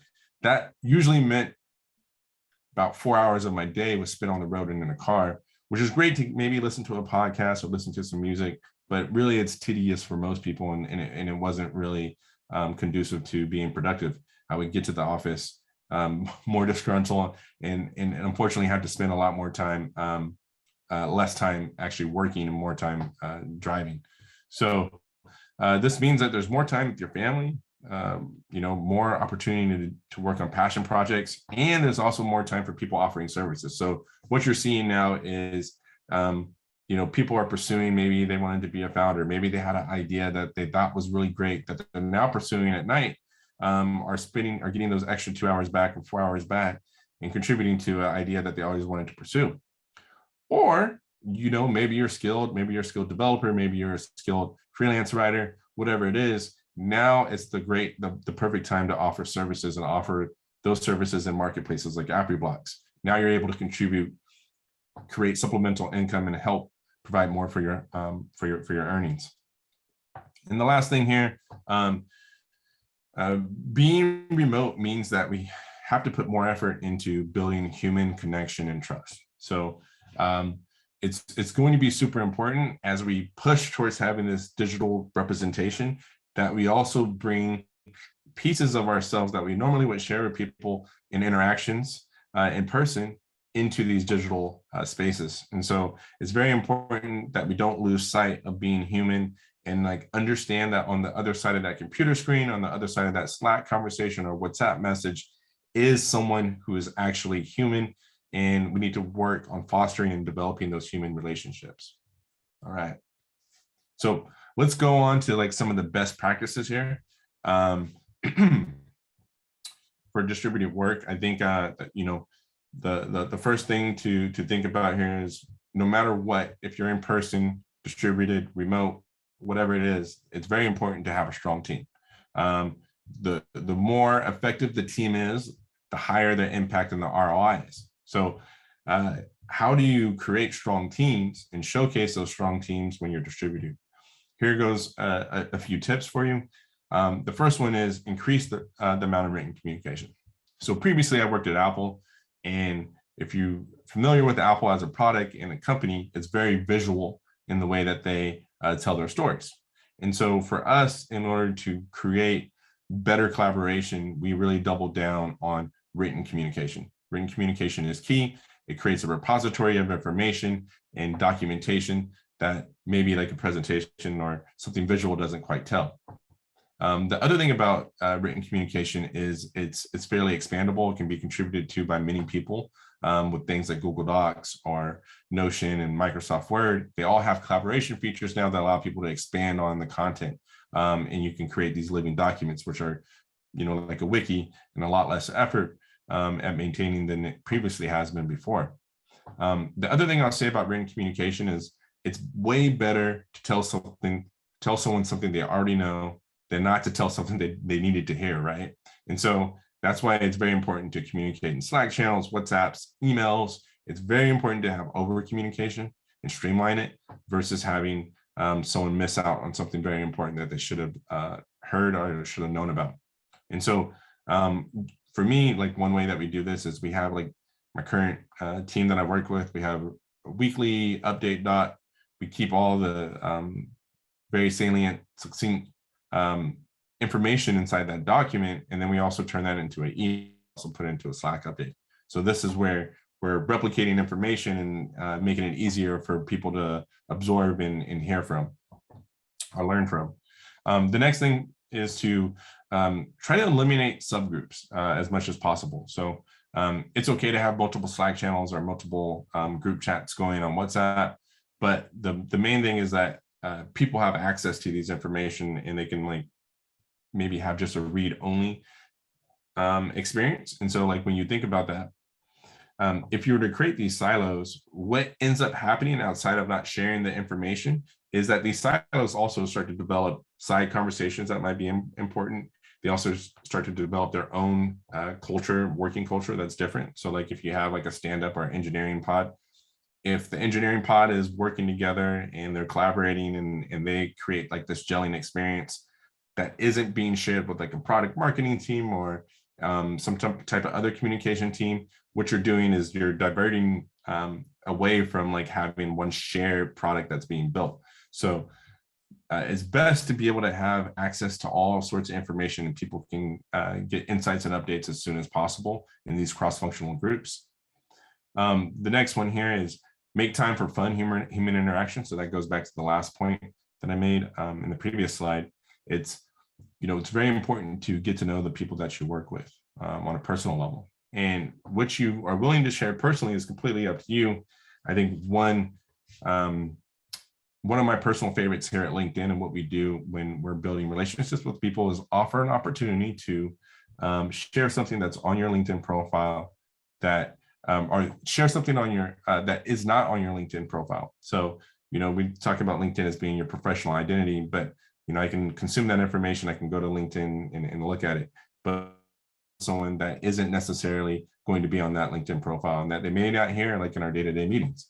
So being able to share some information makes me more human, makes me more contextual to the people that I'm interacting with. And it's also a great way to have fun. Another thing that we do at LinkedIn often is when we have our team meetings is before we go into updates, we talk about maybe one personal win that you had the previous week, or if you do monthly updates, maybe it's what was the highlight for you in the past month. So you're sharing some personal information that makes you more relatable to people. The next thing here, number 4, express cultural differences when needed to ensure inclusivity. So I think it's very important to have inclusive teams. It's very important to bring people in to make sure that we're able to collaborate and communicate with each other effectively. But if you don't express those cultural differences, it's going to be hard for people to even maybe recognize them, especially if you're dealing with a social dominant culture. So what that means is if I'm working in the US and we have a few engineers who are based in India working with us, that means like most of the people on the team are thinking US first. And so some of the cultural differences is going to be important to be expressed from the India team to make sure that we're accounting for them. That means like holidays, that means lunch times, or any other breaks that are important, maybe for religious reasons. But all these things need to be communicated within the group. And vice versa, if you're a leader, you need to be thinking about this as well to make sure that you have inclusive teams. And then the last thing here is, as a tip, make sure that you have some way to have spontaneous and informal communication. So, one of the things that often is communicated about the struggles of remote work is, we're not brainstorming and we're not being innovative enough. We're not having what they call water cooler or hallway conversations. And it's important to create these type of avenues where people can share random things that help spark innovation and help create better ideas. And so informal communication channels and ways to have spontaneous like meetings is also great way to continue to foster the innovation. All right, going on to the next slide here. I'm thinking about leadership and thinking about myself and things, anyone who's in a product position or project management position or any type of leadership role where you're kind of playing the quarterback or you're playing the forward or whoever's leading the actual team here. Please think about these, but also if you're not a leader, here are ways to maybe think about how you can manage up and influence those leaders to take some actions to be better at leading remote teams. So the first thing is you want to establish a team by taking these steps. So the first thing is like to understand and get like a core knowledge of the individual differences. So if I'm working with India, I got to learn a little bit about India. If I'm working with China, I have to learn a little bit about China. If I'm working with Nigeria, I need to learn a little bit about Nigeria, right? If I'm working with Zimbabwe, I have to learn a little bit about Zim. I have to know these things in order to have healthy and dynamic conversations with folks. And as a leader, your first step is probably to understand a little bit about the culture. Google is your friend. You can Google almost anything. You learn a lot. There's a ton of things that are interesting out there. One of the perspectives I like to do is to jump into TripAdvisor and understand, like, I like to look at it as like, if I was planning a trip to Zimbabwe, where are some of the places I want to go? Or if I'm planning a trip to Kenya, what are some of the top things I want to see? What are the things you need to be aware of? TripAdvisor is great for getting that baseline cultural understanding of a different place maybe you're not too familiar with. Two, you want to take the differences into account and communicate them. And so like if you're learning about workflows and like what times people tend to work and they work on weekends, or people go to some type of church or a mosque or whatever's going on, but you want to like start to put those differences into the way that you build and in the way that you set up your workflows. You want to make sure that you start to reflect the needs of the team and proactively do so. And then I think the last thing here is like thinking like further ahead is once you get 1 and 2 down, you have this basic foundation. The next thing is like trying to now follow the strength, follow and lean into the strength of your differences, because those differences could actually be the net positive of what's something different that someone isn't able to contribute. So there's a ton of data and insights out there that show diverse teams are actually more effective and contribute or make bigger impact than less diverse teams. And this, one of the reasons why is because these different perspectives and the differences in the way that people see, experience, and interact with things actually add more value into the way that you build products and build experiences.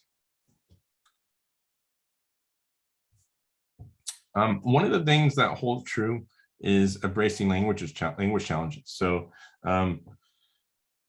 I'll first say, like, candidly, I don't speak any other language. I know a little bit of Mandarin, but I don't speak any other language. And so for the most part, a lot of the folks that I've worked with, I've had to be the outlier of someone who doesn't speak more than one language. So most people speak that I've worked with, I spoke English, obviously. And so the first thing to call out here is, like, when you're working with people from different language backgrounds is you have to pay attention to when someone's potentially struggling with speaking a different language. And so things to pay attention to.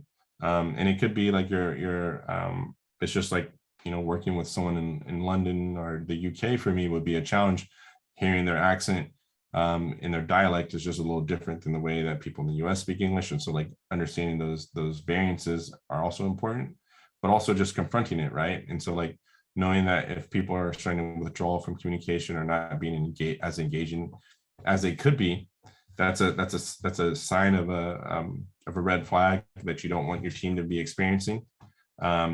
If the folks on your team are having side conversations, mostly with people who speak their dialect of English or speak their native language, and they're avoiding English speakers, that's a red flag for me, because I know that means they don't feel trusted and safe to come into my area to speak. Then the other thing is just like code switching. So like if someone's unable to show up as their authentic self and they feel like they really have to do a lot of work to augment themselves, I'll try to notice that and take action to make sure that we're creating a safe space. So here are some of the steps to improve right here on the last green bucket here. So first, I think like being empathetic here is like you acknowledge that there's a ton of effort in order to build this gap. And every time that I've worked with someone who isn't a native English speaker, I've always given them kudos for just being able to know 2 languages, because that's one more than me, right? And so respecting someone's effort and skill is a good step. And then the next thing is figuring out how can you take joint action? How can you create the communication to be effective and not have this language barrier anymore? And that goes back to my point about written communication is a great way to combat some of this. And again, having like personal conversations with people and learning language trends and pattern trends and the way that accents work are also going to be extremely helpful. And the net positive here is going to be, you're going to improve the relationship between yourself and your team. All right, next slide here is thinking about, the team culture of an effective team. So workflows and organizations are extremely important in establishing this type of team that's going to be distributed and cross-cultural. And so in order as a leader to set this up to make sure that you're going to be building a pretty effective team that's global, is you have to make sure that leadership is willing to, one, support you in all these things. So the first thing here is like equal status. So like as much as possible, everyone should have access to the same systems, the same communication tools, the same documents. As much as possible, you want to remove any barrier that creates this first and second class type citizen in your ecosystem. And so like making sure that everyone has equal status is important. The next thing I'll call out is making sure that you have inclusive communication. Again, going back to the idea of like understanding the cultural differences and making sure that you're have this baseline of understanding of culture is going to be important. And then moving into like understanding like the motivation for the teams that are cross-cultural. So like people who are either in Zimbabwe or people who are in Shanghai that I was working with, like understanding, what is their motivation to have this global type of collaboration. That you understand some of their intent, and makes you able to work with them better. Obviously, understanding differences is going to be key here, and allowing you to break down the barriers. And then again, going back to that idea of like having a shared open documentation and access to all sorts of tools that the team has. So the more information that's shared, the more the positive experience is going to be, and every interaction is going to be for the distributed team. And so like getting these things in place will ensure that your team will be effective in global distributed collaboration. All right, so last slide here. So just a few takeaways for being an effective global leader. So again, I don't think there's going to be a company that can avoid being global, by the end of this year. Like someone will have some type of global interaction with either the people they collaborate with or the people that they sell with or sell to. And so it's going to be very important to nail being a global leader. And so just a few last takeaways here. So,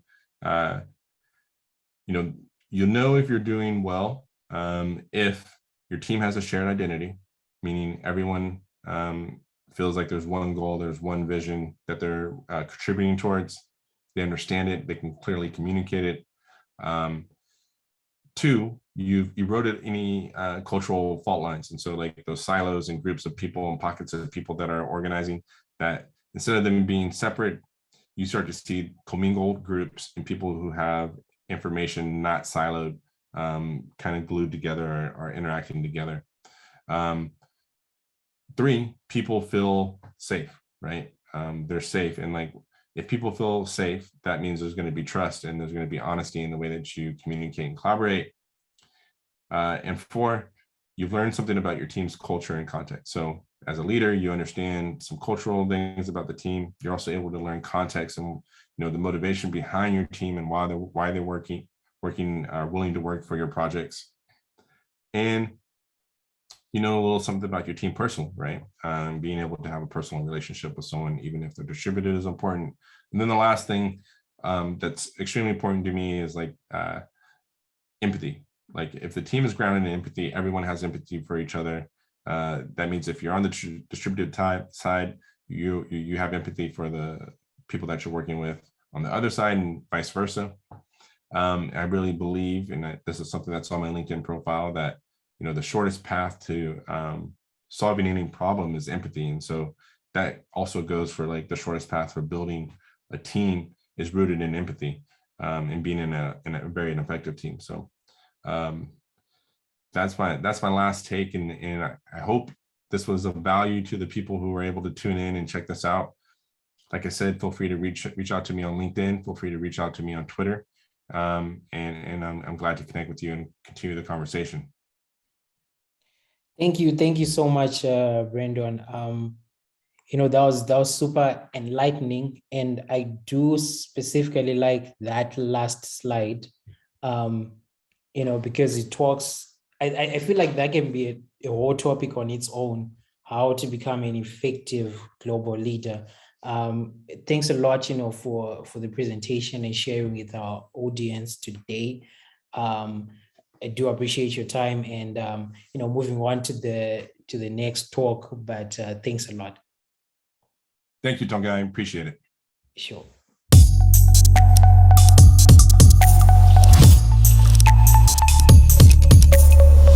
Hello, my name is Faith. I am the Chief of Staff at AfriBlocks.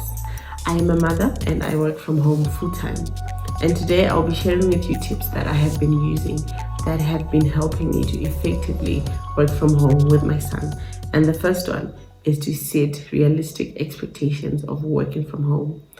While working from home is an opportunity for me to spend more time with my son, the reality is that I still need to get work done. I may not get as much work done as I am used to, and that's okay. So what I have decided to do is to create a routine that accommodates this reality. This routine includes my work, includes my personal life, and my parenting responsibilities.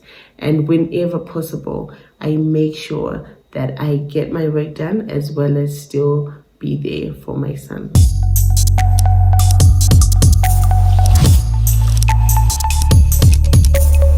Hello everyone. Welcome. We're still going on with the Freelancers Summit 2022, our second edition. And this one is special. I'm here with my brother, Wayne. He's an amazing, help to us as AfriBlocks, has been, looking at the stuff that we're doing, giving us, that point of view that I don't have as a founder, as a first-time founder. So that he has been super helpful. So we thought, let's invite him to give us, a perspective around funding. And the topic we have today is the evolution of funding for Black founders. So Wayne, you can introduce yourself to our audience, and then, we'll get on to the chat. Well, Sangai, I just want to take a moment to say thank you so much for allowing me to be here. It's an absolute pleasure to be joining this Freelancer Summit. And, what better way to come together with Black and brown people from around the diaspora, from around the world, to talk about what it means to be a freelancer.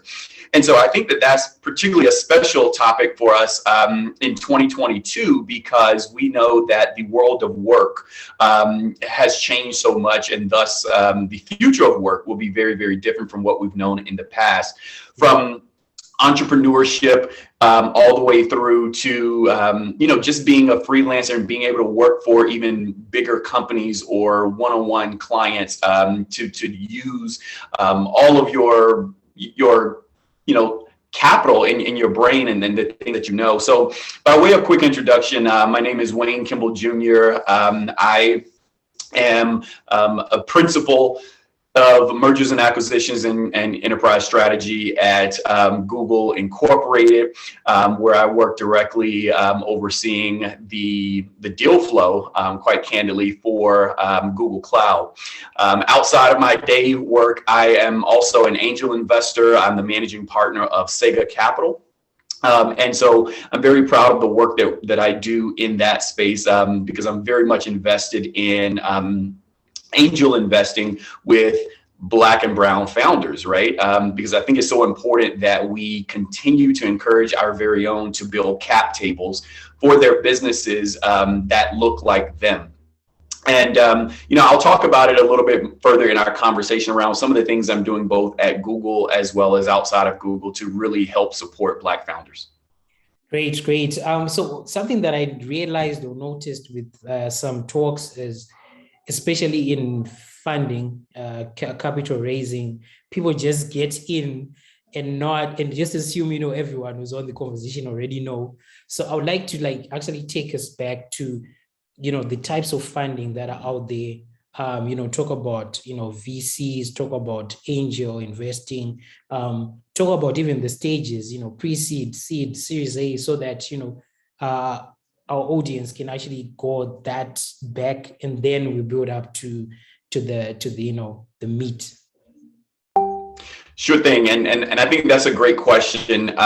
So when we talk about the different types of in investing or raising, if you will, I think it's really important. Let's first start talking about the non-dilutive funds, right? It is so important that, and this isn't just for Black and brown founders, but for founders in general. When you are first starting out, it's so important to really dig deep, search all over the internet, use your networks to find those places where you can get funds that will not dilute your equity of the company. Because you don't want to be dealing with the stress of dilution while you're still trying to get the plane off the ground, right? And so those are programs like the Google Black Founders Fund, or those are things like pitch competitions, where even though the prize money may only be $5,000 or $10,000, that can get you through a couple more months, right? And then it also saves you from having to, like I said, dilute your cap table. There's some other things out there that, Tangai, I know you can speak about very directly, which is like things like Techstars, right? That's not directly non-dilutive funds, but it's also not venture capital funding either, right? So that's where you are really partnering with a company or a accelerator, where you're getting not only skills, but you're also getting exposure. You're getting relationships and networks, and you're also getting a little money. Now, it's not as much money as you might typically get from a venture capital fund, but conversely, you're also not giving up as much space on the cap table as you would typically get, right? So that's kind of that middle ground. And then you also have, of course, your traditional venture capital funding. The thing I just want to call out there is yes, there is tons and tons and tons of money in the venture capital space, even for Black founders. Now, yes, it's a whole conversation in and of itself around we still aren't getting enough funding and investments out of the VC world. However, VCs are all about making money, making returns, right? So black, brown, purple, or blue, if you can show that you can give them financial returns, you will be able to find funding. And we can talk more about that. And then to bring it full circle to me and where I invest is angel investing, right? Angel investing is a very special type of funding and is very special to me because I personally believe that for the founder and for the startup, angel investing is really important because that when you have someone that is willing to write an angel check to you, that means that they believe in you, right? And I can't say that enough. They may like the idea, they may like the company, but they're investing in the founder. So yeah, with angel investing, it's all about like, I believe that Tanguy, even if his solution fails, I believe that Tanguy is the right person to try to solve the problem, right? So that's why I think with angel investing, you have to be very, very keenly focused on two things. From an investor side, we're focused on, do we believe in that founder? On the opposite side, that founder, yes, you can go out taking a bunch of angel checks, but that doesn't really make the most sense. You want to be accepting angel checks from people who are willing to lean in, who will help you fight the battles, overcome the obstacles, help connect you, help help you get through those early days. And so that's why I think it's very important to delineate upon those different types of funding. But I'll stop there, Tanguy, because I know you might have some more questions. Got you. Yeah. So I think we have been blessed to actually go through three types of funding. We've had small angel checks. We've went through Techstars Accelerator, which was more than helpful because you're not only getting the funding, but you're also getting, the community, the resources that they have been building for years. A meeting that would have taken you, 3 months to connect to someone is just literally in front of you on your calendar, and you get to talk to this founder, to this investor. And then, we've also had a non-dilutive funding from Google, which was and still is super helpful. You also get the community. So, I just thought let me mention that as well. But taking to the next question for you is, as a Black founder, how do you effectively raise?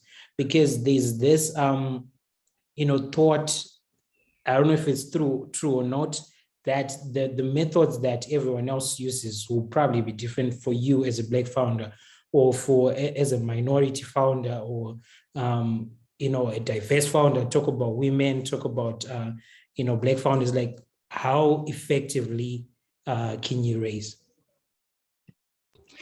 Yeah, that's a really interesting phenomenon, right? Like, if we begin to break it down, because again, I want to reiterate for this audience, Tanguy, that raising funds as a Black founder is not insurmountable. It's not impossible, right? And too often I think that we might see it as, oh my gosh, I'm never going to get funding because there are not enough people that look like me. Well, first and foremost, let me tell you that that's not true. There are more Black angel investors, there are more Black venture capital firms than there ever have been. So it's as good of time to be raising funds as a Black or diverse founder now than there ever has been. But then I want to go to the fundamental piece, Tanguy, if we can, and that is, I think not enough people talk about this, right, is being able to prove that you have solved an actual problem. I see a lot of pitch decks, and I talk to a lot of founders day in, day out, Black, non-Black, and the common theme I see is that everybody thinks that they have solved the world's biggest problem, or that they are solving the world's biggest problem. And that is fine. Trust me, I love moonshot thinking. I love people with big imaginations and really audacious goals. But I think it's important that we, as Black founders, we have to be a step ahead, right? And what do I mean by that? We have to go into a conversation, not just with an idea, not even with just a proof of concept, but we have to be able to say, this is the problem we're trying to solve. Oh, and this is the work that we have done to prove that there is actually a need for this. And then we need your money to help us validate this product market fit. Too often, I meet with people, Tangai, and then, they start pitching to me and I'm like, oh yeah, this is great. And they're all excited. But then when I start asking them about questions like, okay, how are you going to sell it to the market? Do you even know how much people want to pay for it? Or different things like that. They're not able to answer those questions. So that's why I wanted to go to the fundamentals of, you need to be able to talk about how you have already began doing some of that discovery, what I call customer discovery, to see, okay, what type of people like it? What type of surveys have you done? How much boots on the ground research have you facilitated? And how have you implemented that into your product, into your go-to-market strategy, into your into your product roadmap? And then that's when you have a conversation with an investor, whether it be angel or institutional. Now we can have a broader conversation about, I see why I'm willing to write you $100,000 check, because my $100,000 check is not going to be spent on administrative costs or you trying to do surveys, but it's going to be spent on driving the go-to-market strategy and the sales functions for you to sell to the people that you've already proven want your product. I just cannot underemphasize the fact that product market fit and having done the initial discovery around customer desire and customer sentiment is so very important. Got you. So going to the topic about the evolution for funding for Black founders. So I guess over the past 2-3 years, there's been, Black Lives Matter. We've seen commitments from, organizations coming from all over the place. Some commitments have been fulfilled, some have not. But the question is, you as a VC literally doing the work every single day, what shift or evolution have you seen in that space? Absolutely. Well, I think that, first and foremost, like I mentioned earlier, that one of the biggest changes I've seen is there is a hyper awareness around supporting Black entrepreneurs and Black startups. In the past, it was mostly the talk around Black owned business, right? Like I'm gonna go support the Black store on that side of town. I'm gonna stop by the Black gas station by my house. Yeah, and you get there and you're looking for a discount. Exactly, right? Like you get there, you're looking for a discount, and and don't get me wrong, I'm still happy to support the chicken shack down the corner, that's Black owned. I'm happy to go to the store that's Black owned. But now what I've seen is there is this true emergence and this surge of Black talent that is saying, I want to leverage the digital world. I want to leverage, this technological boom for me to be an entrepreneur. And I think that first and foremost gives so much skill and so much opportunity to our community. And then on top of that, we have seen more Black investors, angel and VCs, than ever before, right? From the Harlem Capitals and the Collab Capitals to Backstage, and I could keep naming. I think it's super dope that now we're starting to see Black startups and Black entrepreneurs saying, hey, I just raised $10 million and it all came from Black investors. That is super dope. That's how you know that there's been an evolution in the space of fundraising and investing for Black founders. The next thing that I would say is there are more people inside of corporations pushing for,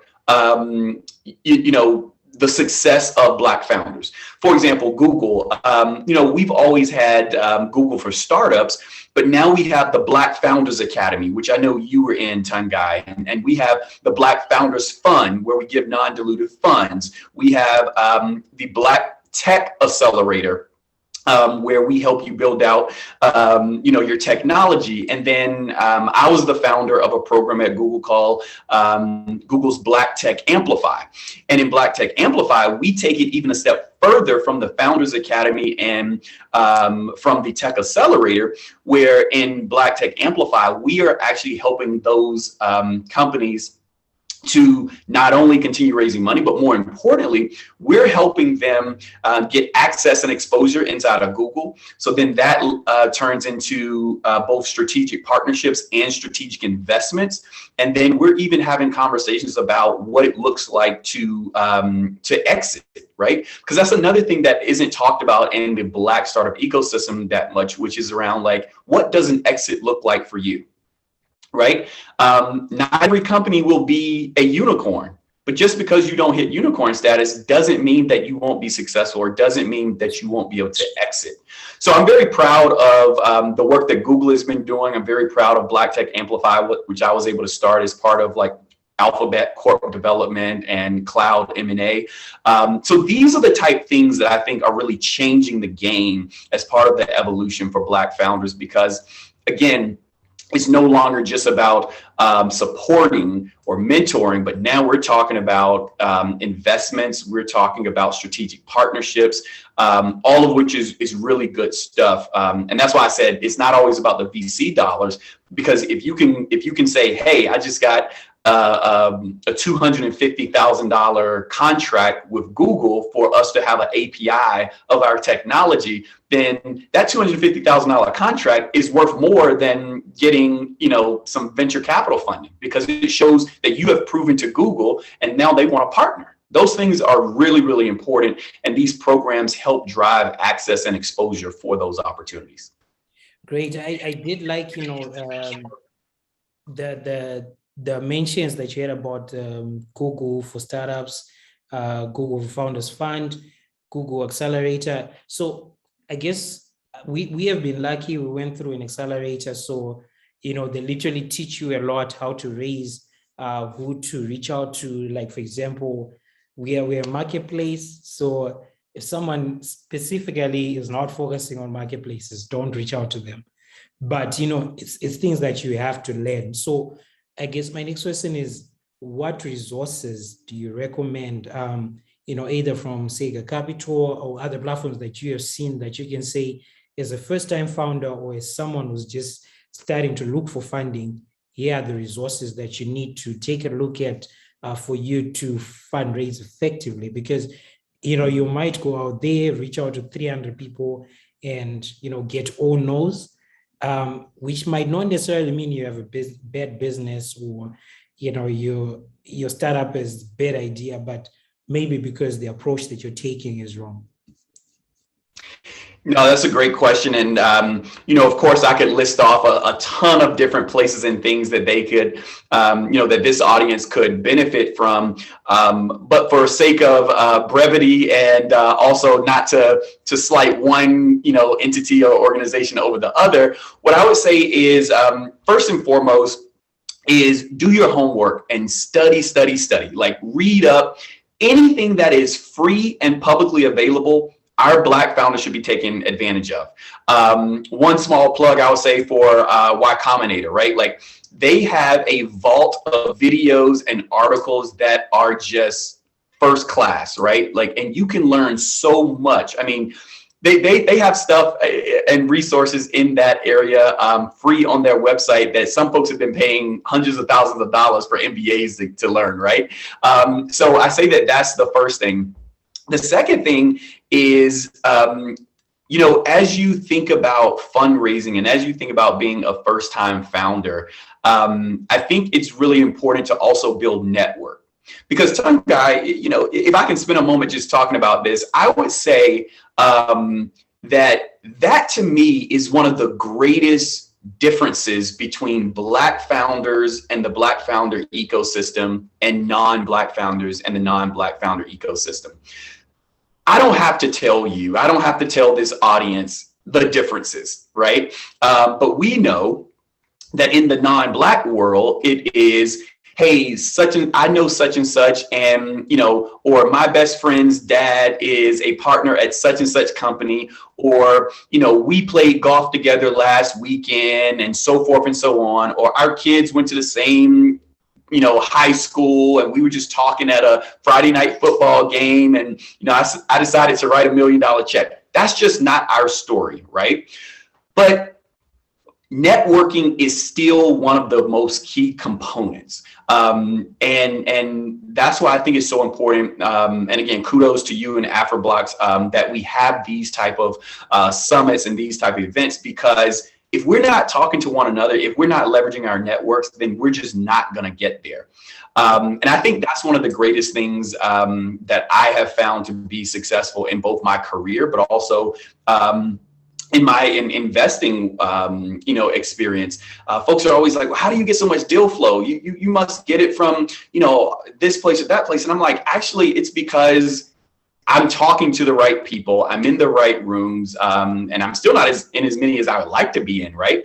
But people call me and they say, hey, I know you work on X, or hey, do you know somebody that works on Y?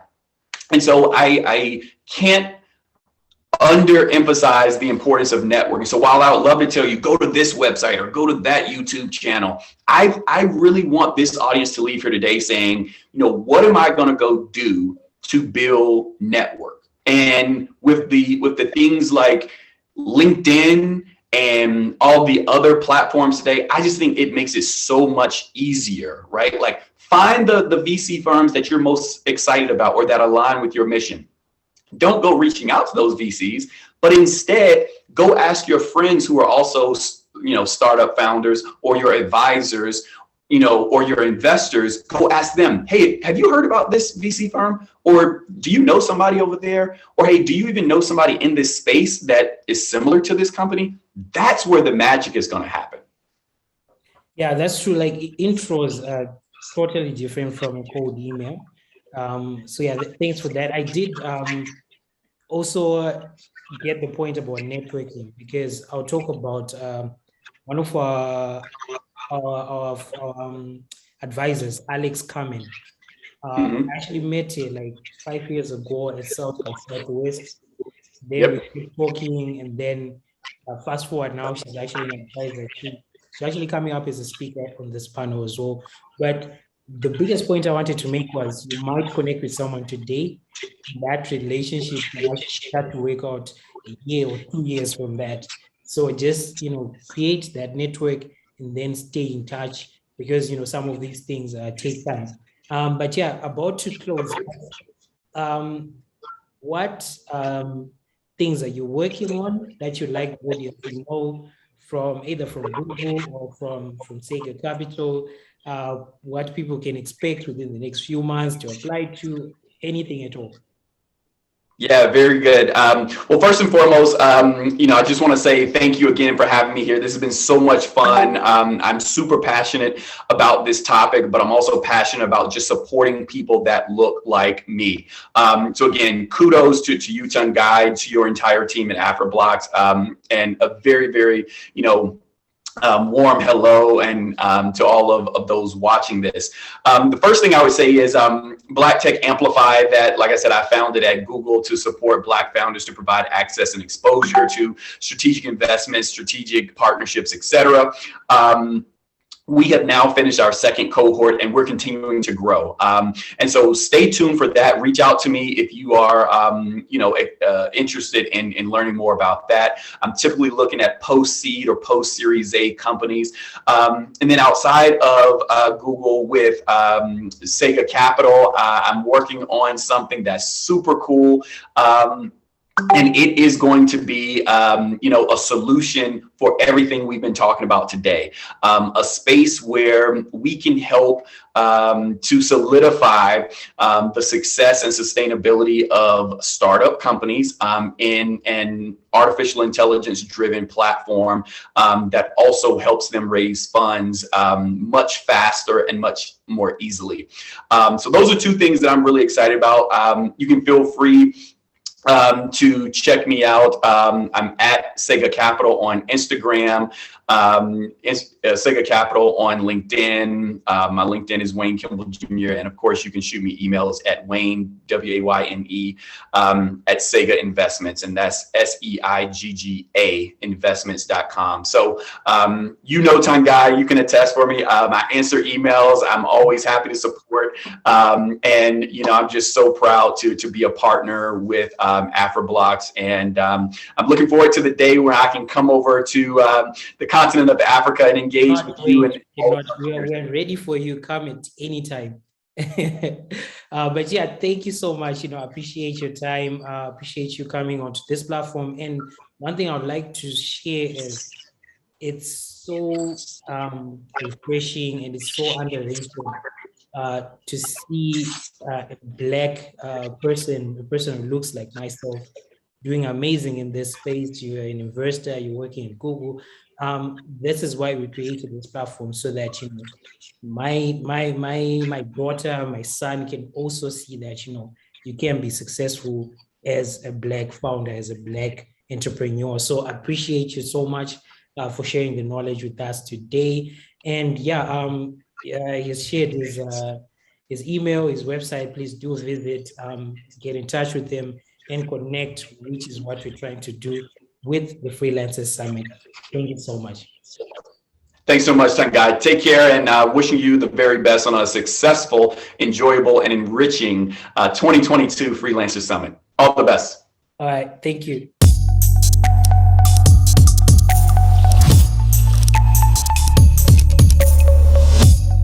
It is also very important to communicate your working from home situation to your managers. While you may do everything to optimize your productivity, things may go wrong. There may be a disturbance, but it is important that you let those that need to know that you will be juggling work as well as parenting at the same time. Let them know that they might hear screams in the middle of a video call. Let them know when a problem comes up, but they need to know.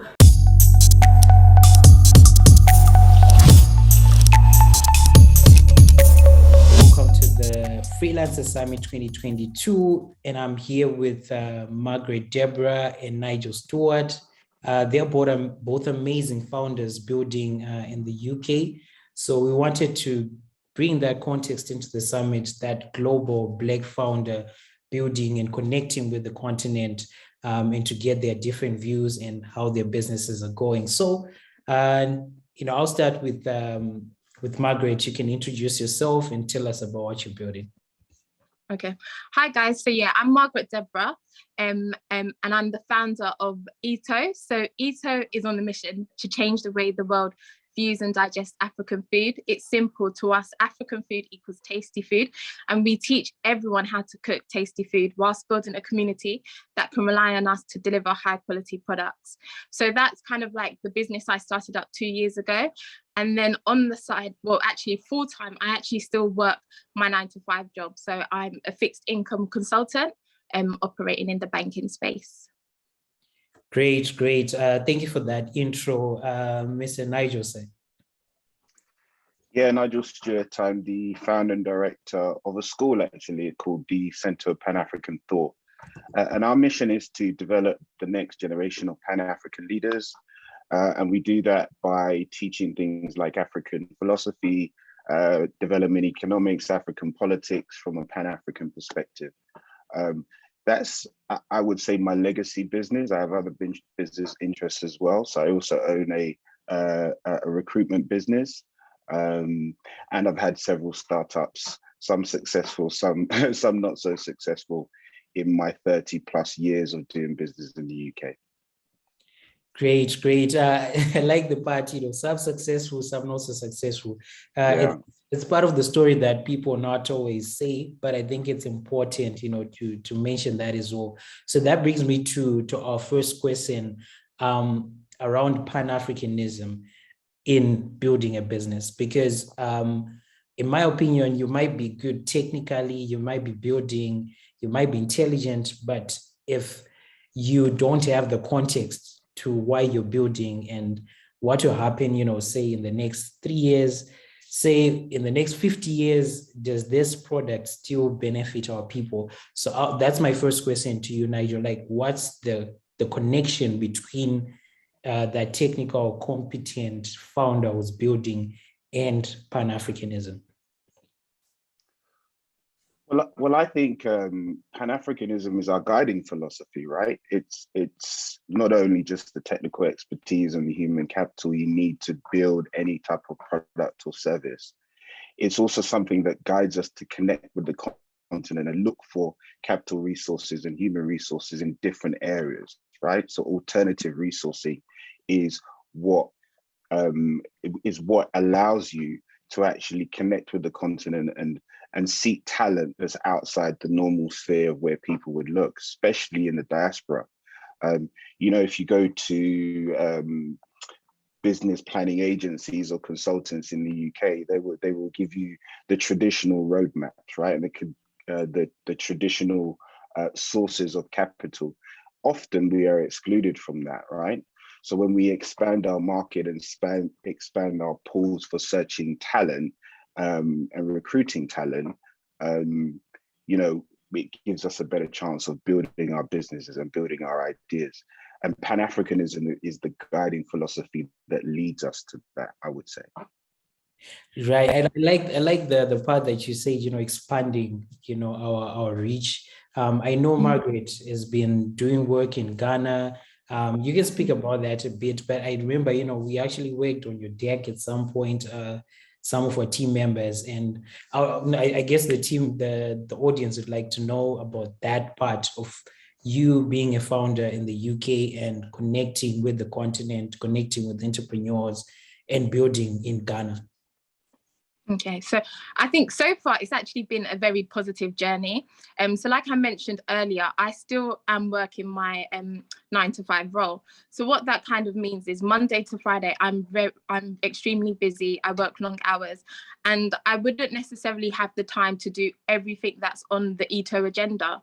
However, connecting back home with businesses like AfriBlocks has really enabled me to kind of stay on track with Ito and the vision we have for that, as well as not letting my corporate clients down in the services I give them. So, connecting with you guys to help me with my decks has meant that I can delegate some of the work that I'm responsible for to you guys, and the talent is there. I've also found that, building Ito from Ghana has been such an amazing experience, because I guess when I started this whole thing, my thing was, how do I make an impact back home? And initially I had gone and done some charity work, and then my thing was, Africa doesn't need charity, it needs opportunities. And, we have great individuals on the continent with the right skills. They just need opportunities to kind of showcase what they can do, and paid opportunities so they can support their family. So for me, having Ito set up in Ghana, it now runs on its own. I have a team of 6 based in Ghana, and then like 3 contractors. And yep, they literally run all the production, which is very high quality recipe videos out of Ghana, and with little interaction from me. I literally kind of say, guys, this is the agenda, this is what we need to do, and they get it done.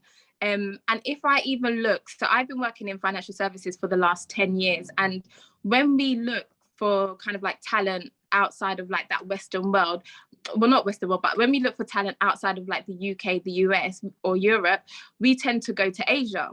So we would offshore to Asia. However, what I found in the last 2 years is that actually there's so much talent in Africa. And now I actually feel, even away from my startup projects, that corporate firms should actually start looking to Africa to offshore some of their work, because I don't think everything needs to actually be done. So working in financial services, not everything needs to be done in UK or the US or Europe. Some work can get offshored, and it's been amazing to see the talent that's there. It's been amazing to connect with people. Every day I'm learning. And even with Ito, it's an African business first. Yes, I am based in the UK, but ultimately we are changing the way the world looks at African food. So it's really important that I have the staff that understand the food, understand the culture, and as things change on the ground, they're able to kind of feed that back to me through technology, and we can really kind of give our customers the right products, the right African products. So yeah, it's been a very amazing journey so far. I wouldn't say, I think the only negative I would find is that initially there is a bit of a culture barrier. So, when I'm dealing with some of the males on the ground, the way I address them is kind of different to how I work in Europe. But, when in Rome, do as they do, and I'm learning every day. And it's just been a real positive experience. Yeah, connected back home. Great. I do see and follow your the Ito network on Instagram, and it is amazing content. I always, look at the content. It does bring me to my next question to Nigel around, you kind of touched on this a bit, Margaret, around inclusion. The world has talked about this. I think it has been a huge topic for the past, 1 or 2 years, but has it really changed? Has anything really changed, or it has been, campaigns, it has been, businesses just saying we're going to do this, but nothing really changing on the ground? Tonga, you're going to get me in trouble here.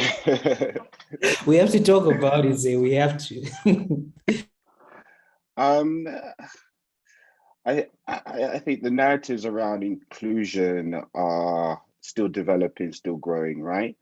I think inclusion as a concept, as a way in which we do business in the West, is still developing and being shaped, particularly at the corporate level. So I do quite a lot of EDI consulting as well.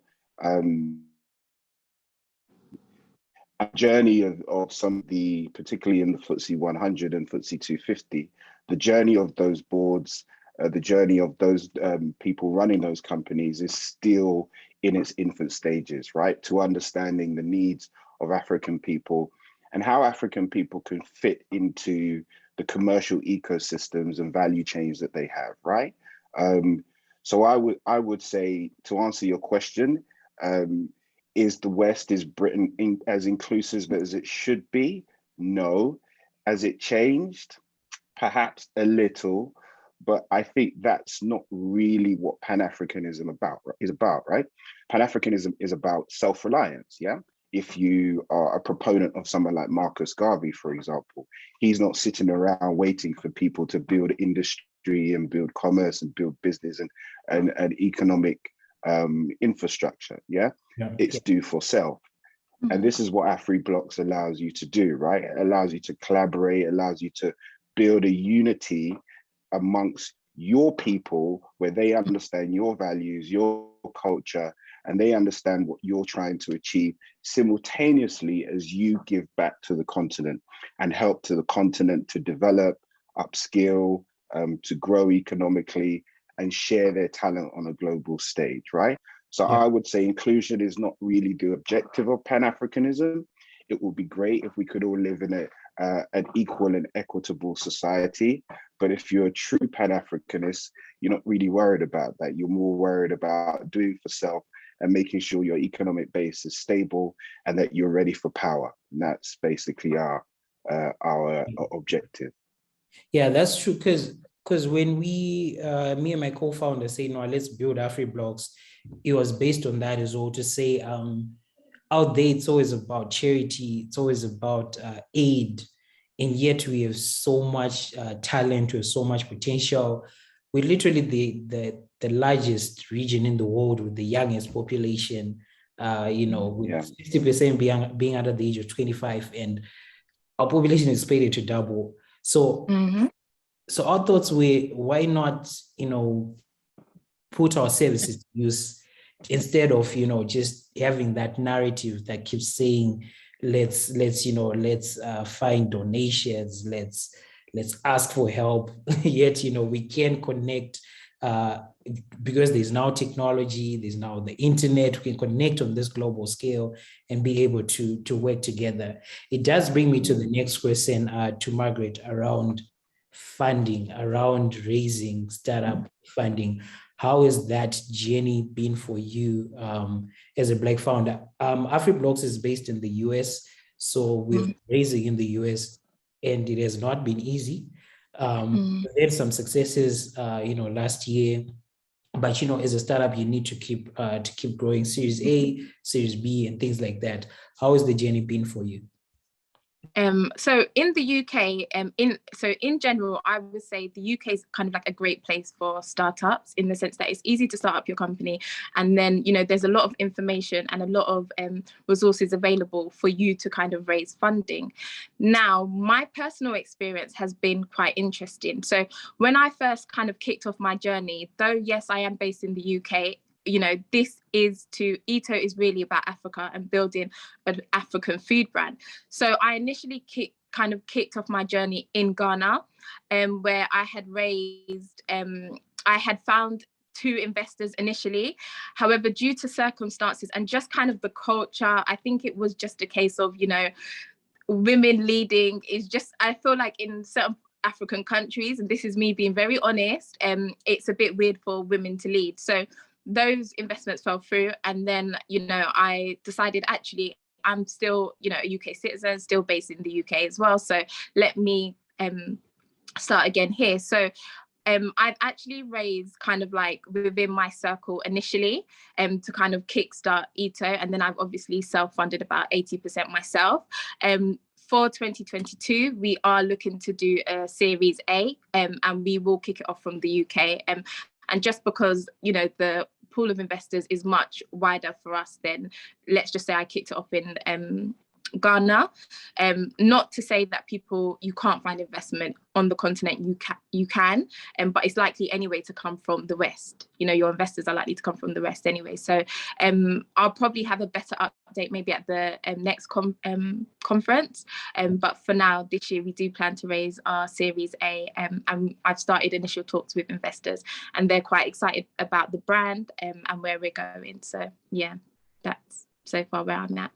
Understood. I think that the discussion around raising, people have a lot to learn around, which investors to approach, why, the timing as well. And Nigel, you have some experience in that space, having built other startups as well. I guess the biggest question would be like, what approach should someone take what questions should they ask themselves when they want to start to raise? Is this the right time? Who should I approach? How much should I raise, and things like that?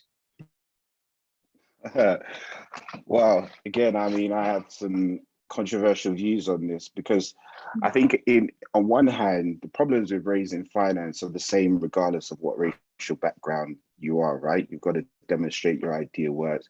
You've got to demonstrate that, it has potential, that you can find customers, that you've got a good team, and, you've got a really credible business plan, right?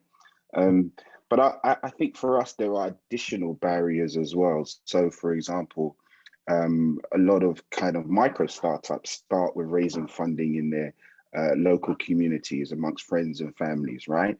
But if you're from a certain socioeconomic background, that can be quite tough, yeah?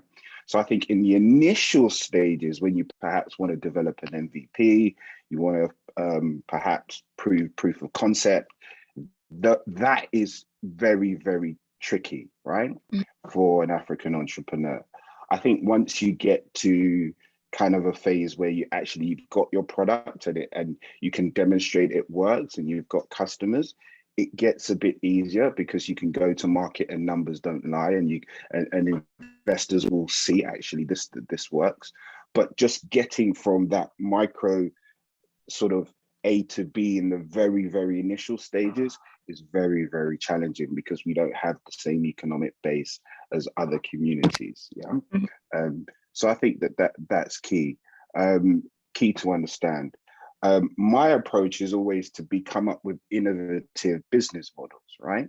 So at the center, we didn't rely on external funding, particularly funding something like Pan-Africanism, yeah, which actually doesn't fit the funding criteria for a lot of European institutions, yeah? They're not going to fund things that are against their own development. And if you're a radical Pan-Africanist say, actually it's counterintuitive to fund a school like ours, which teaches people to think Africa first. Yeah? So we just don't fall into the funding criteria. So you have to come up with innovative ways and business models to try and get yourself going, to try and get funds through the door, to try and get ways and get capital in the initial stages. And we did that through events, we did that through membership, and we built a solid donor base first before we actually started going to foundations and trusts, it would be for us, and seeking capital from outside. So my advice to people is be creative, think innovatively, and do for self in the initial stages. Try to get past the friends and family don't have any money, don't believe in you barrier first. Prove your concept before you start going to external investors and the big bosses that Margaret is referring to in Ghana or wherever else she's seeking funding. Oh, and get yourself a good co-founder as well, I would say. So that's the other thing as well. You need a solid co-founder. Perhaps you're a male like me. We're looking for a female co-founder on one of our projects, and we know we're going to come across those same barriers that Margaret is facing. So you have to be really intelligent about picking the team around you as well. So yeah, that's my advice. Yeah, I think my follow-up question on that is around crowdfunding. To Deborah, is that an alternative? Because crowdfunding is supposedly being, funded by the people. So in other words, you're trying to bypass or go past, the establishments or the VCs in trying to raise directly from the people. Is that an option you've seen or not really? So I tried to crowdfund a few years back, and I think within our actual community, so just looking at our community, I think it's a challenge at the moment, and I think it's just because we as a community haven't really educated ourselves on the benefits of supporting each other. Yes, whilst me and you might know, but the wider community are still kind of, a few years back. So when it comes to them, let's just say investing in projects, a lot of the time everyone's looking at what can I get out of it, as opposed to, well, how would this impact our community and really push our community forward? So I think crowdfunding is a great thing, but I think when it comes to our community, I think a bit of work just needs to be done so they really understand the benefits, and not everything requires like an individual getting some sort of return. Sometimes it's just, if we have X and residual funds there, let's just pull it into stuff or pull it into projects that really will make impact. So yeah, that's kind of like my views on it. Yeah. Can I add a point onto that, because it's a brilliant point, right? And there's lots of platforms that are springing up that are kind of these I guess crowdfunding organizations. They could just kind of match and pool funds together from the community and distribute to local projects and offer microfinance. We do have to educate ourselves on building for ourselves, right? This is a core tenet of Pan-Africanism, yeah? I don't know how we do that, but certainly there is a job to be done on educating the community to reinvest in ourselves. But using these types of vehicles is, I think, really essential. And they're built on indigenous African principles like Susu, for example, like Partner, for example. So they're things that are in our history already, they're in our culture already. We've just maybe got to operationalize them, bring them into the modern era, modern times, and then start really banging the drum about investing in our own, right? Because that's the way in which intergenerationally we're going to pull our community forward. So just to tag on to what Margaret said, because it's a key point, I think. Yeah, go ahead. And and one final thing I would like to say is, and for those people that do look to crowdfund for a project, now's the time where we should really take accountability and do everything with integrity. So, there's been recent stories, especially out of the US, where you know, people kind of pulled into the Black Lives Matter kind of project, and then you heard that the money wasn't being allocated correctly, and you know, we can't afford to do this as a community. So if you are going to crowdfund, you know, make sure you have the right board of advisors, make sure you have the right accountants in place, so everything can be audited and the funds are used for what you say they're going to be used for when you go to crowdfund. So that's all I was going to say. Yeah, that's true. I did see, you know, there's some weird ways of raising, like, you know, they give you money based on your revenue. Don't do it. If you have revenue, I'll just say, just keep bootstrapping, use that revenue to keep growing your business. Don't fall into these, you know, traps and things like that. And, you know, I did like the point Nigel made about the fact that, you know, our community, the way that we raise is like different from, say, you know, Europeans, because I think I saw a story about 2 weeks ago about Fast, a startup that raised about 120 million, and they were burning like 10 million a month, and they had only about 600K in revenue. Like it was like one of those things you say, how did they get the funding? And you know, we have all the recipes, we have all the numbers, but it's still difficult for us. So yeah, it does go back to that Pan-Africanism. I think bootstrapping is a great way to build, just having that discipline, any revenue that comes in, putting back into the business.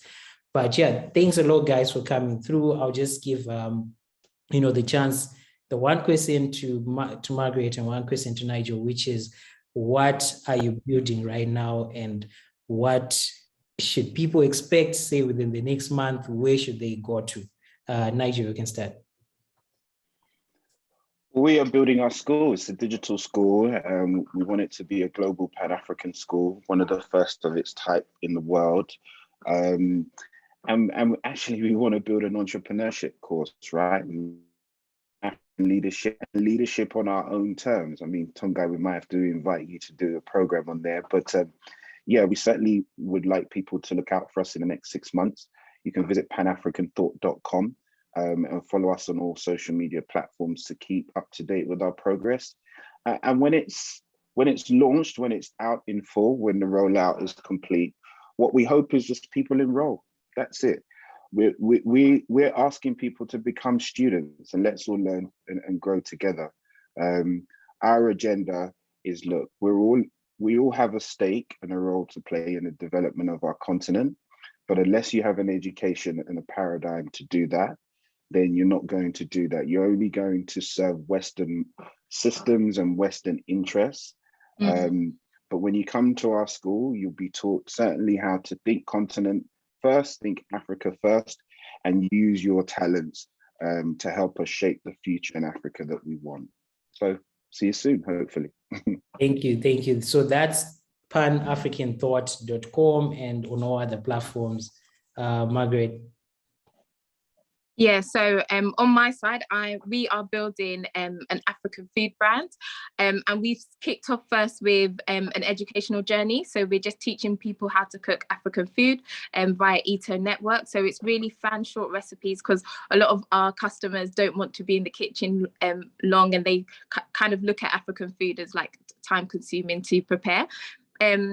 For 2022 and beyond, we are going to look to offer a delivery service where we will be delivering African food to our customers, and look to really scale it not just in UK, Europe, but also back home in Africa.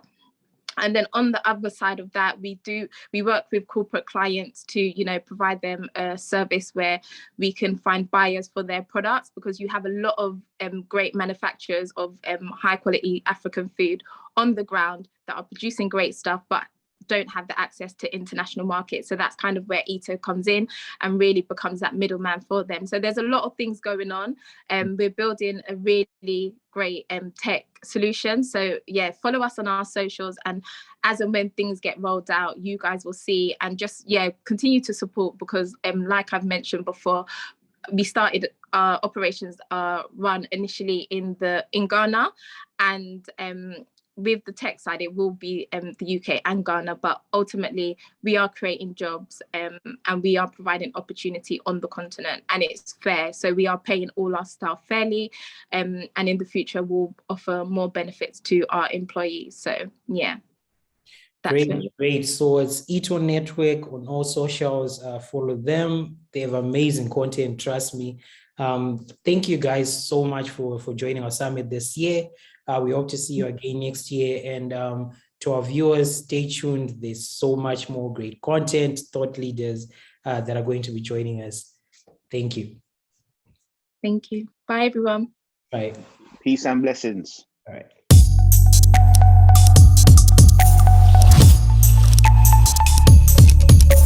Going on with the Freelancers Summit 2022, and as they say, save the best for last.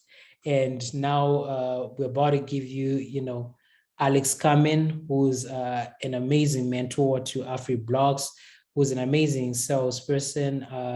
Worked at Salesforce, at IBM before that. So she has a lot to share with us. And the topic for today is the global need for diverse talent. Just a brief story background. I met Alex at South by Southwest. I think I was like 24. That's a couple of years back at South by Southwest in Austin, Texas. And a couple of years later, I reached out to her for help to build this idea that I had, which turned out to be AfriBlocks. And she has been super helpful. She agreed. She didn't even ask a lot. She was like, okay, yes, I'm on board. And that takes a lot to build with someone. She was in New York at that time, and I was here in Harare, Zimbabwe. But fast forward to date, we're doing the summit. We have a lot of work that we're doing in the back end that I'm sure you'll hear on as we go. But yeah, welcome, Alex. How are you? Doing well. Thank you for that great introduction, and I'm so excited to be here. Great. So yeah, I'll leave the floor to you. All right. Well, thanks again for having me. As mentioned, I'm Alex Carmen, and I'll be chatting about the global need for diverse talent. So a little bit about myself. I'm based in Brooklyn, New York, from Atlanta, Georgia, and went to college at Tulane University of New Orleans in Louisiana, studied chemistry and economics. Upon graduation, I was admitted to the Summit Program, a sales leadership development program at IBM.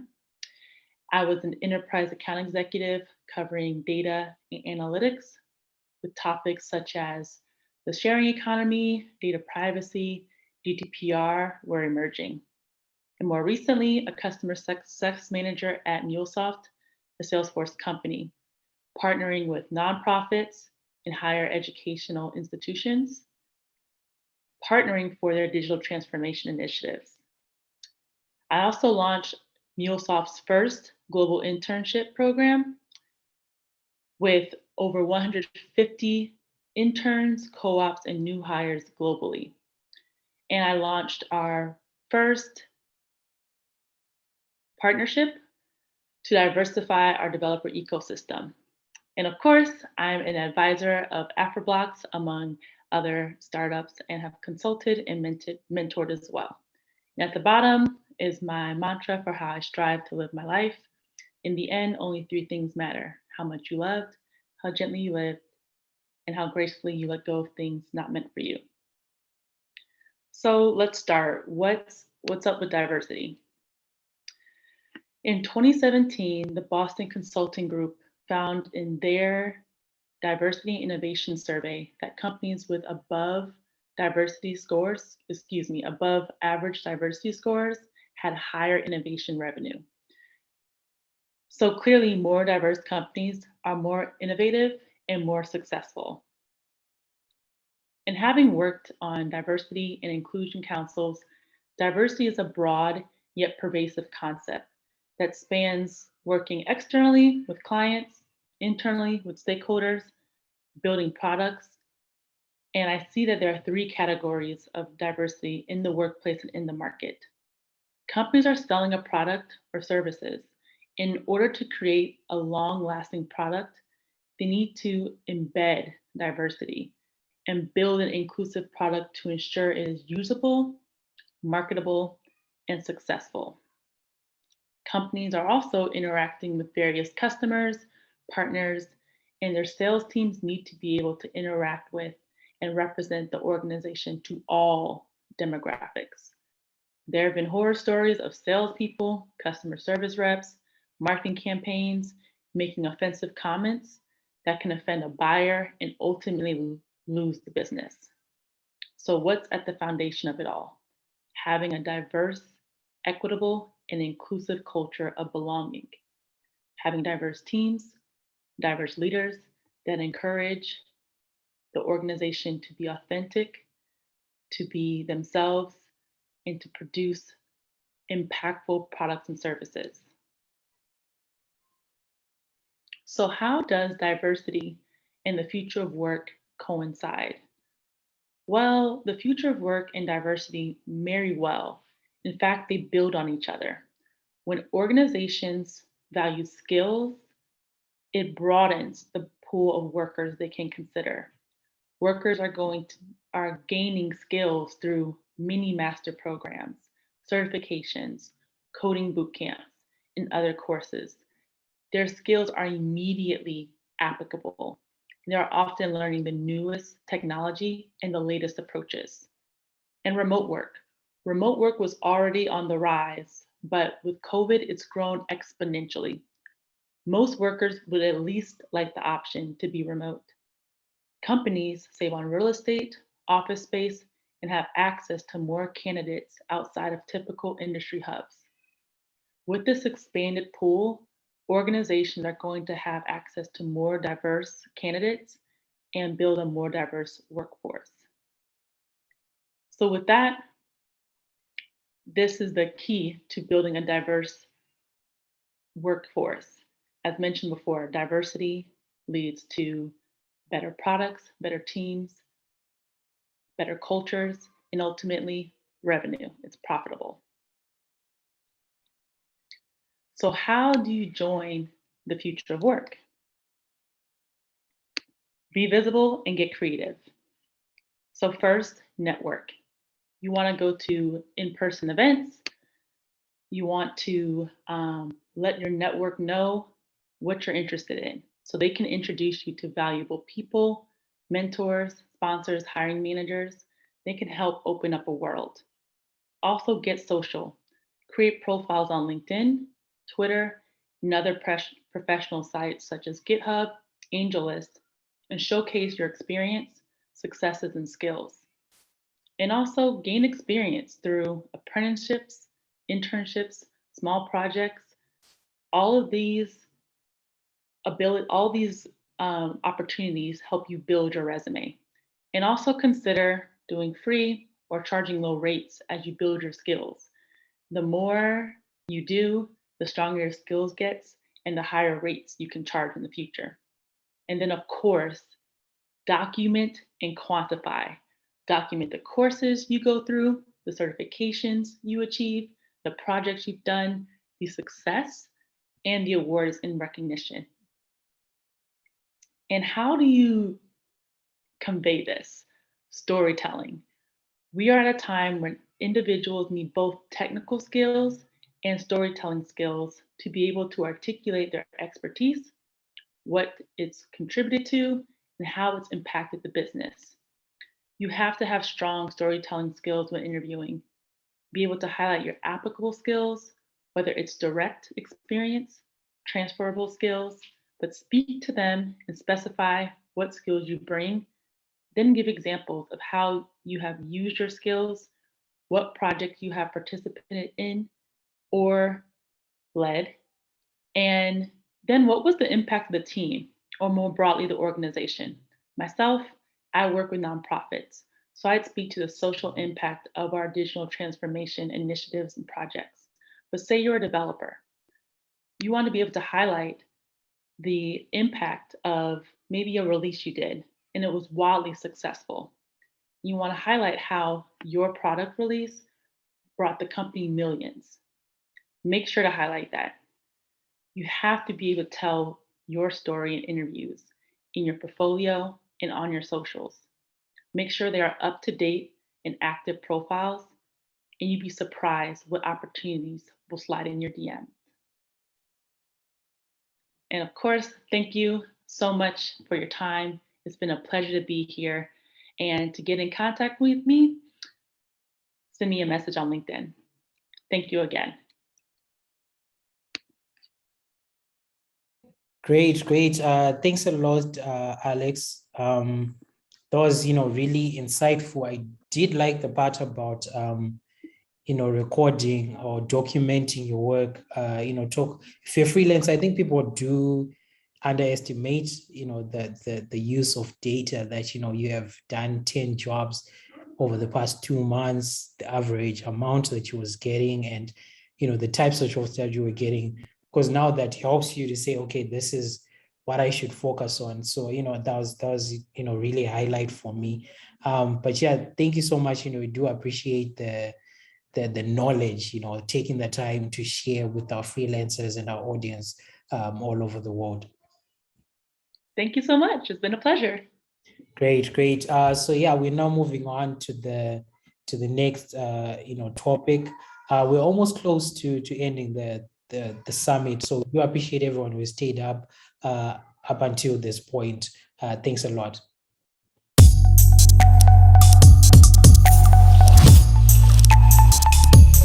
We're still going on with the Freelancers Summit 2022.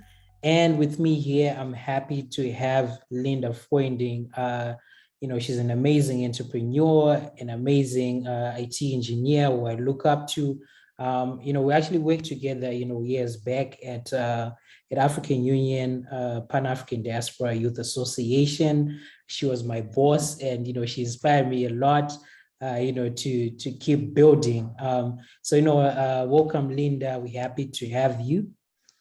Thank you, Tongai. Happy to be here.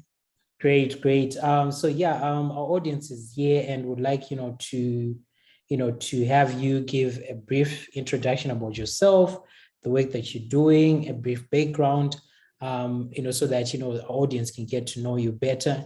And before you do that, though, our topic for this session is women in freelancing and technology, which is something that, is really a passion for me as well, to try to push as much, to try to do better really in the space of supporting women entrepreneurs. Linda, you can go ahead and introduce yourself. Awesome, thank you. So as you know, my name is Linda Foinding. I like to describe myself as a cultural curator. I'm a multilingualist, speak multiple languages, and my day job, I'm an IT engineer. I do a lot of public speaking, just like this one. But basically, I'm the founder of Amazingly Africa. We're a network for digital inclusion and Pan-African leadership. And our mission really of Amazingly Africa is to help empower women and youth through technology. And it's pretty great that this topic is the one that you chose for me, because that's the one that I'm more comfortable talking about. In Africa, we have this perception and description of Africa.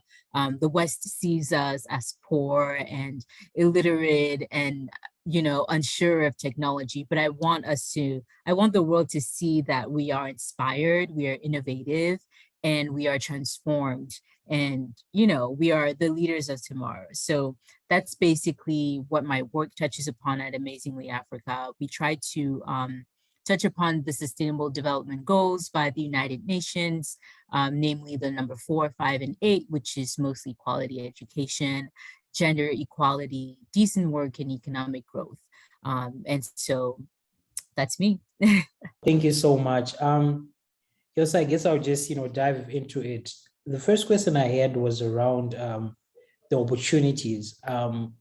What opportunities are there for women entrepreneurs? And as a woman, who's listening, can you recommend someone to say, change your career, get into technology? Or you say, go ahead with the career that you have, but these are the resources, talk about, websites, talk about, other people who are doing work in this, reach out to them. What are your recommendations around that? I would say that the opportunities are endless.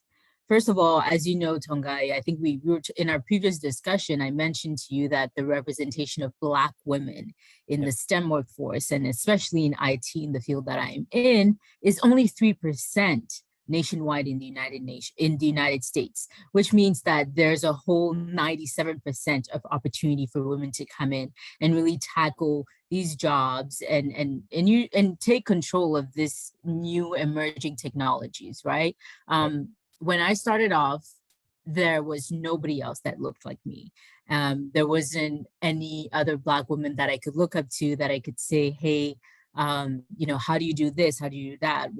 I had to learn by myself. I had to grow by myself. And as I was doing that, I realized that there's a growing need for other women, for Black women to know about this, especially those that are already in the tech field or those who want to pivot into the tech field. And in terms of freelancing, it's not only about tech, right? But I think we say tech because a lot of things happen on the computer or on our iPhones, right? So that's why we say tech. But if you are a creative, if you know how to draw, if you know how to be an administrator, take notes, if you know how to do any of those things, you can find a job from anywhere around the world. You can be a freelancer. There are so many freelancer sites online, starting with, AfriBlocks. If you want to hire African freelancers, there are so many. There's Fiverr. There are other ones, but they're skipping my mind, right? So basically, all you have to do is register, tell them your skills, upload some of the work that you've done, and a lot of the work can be done on your cell phones even. You can be a social media manager, right? A content creator. There are endless possibilities. It's all about the willingness to do these things. It's all about the ableness and the patience to start something new, right? If you're starting in a field that you've never done before, you need to know that there's going to be trial and error.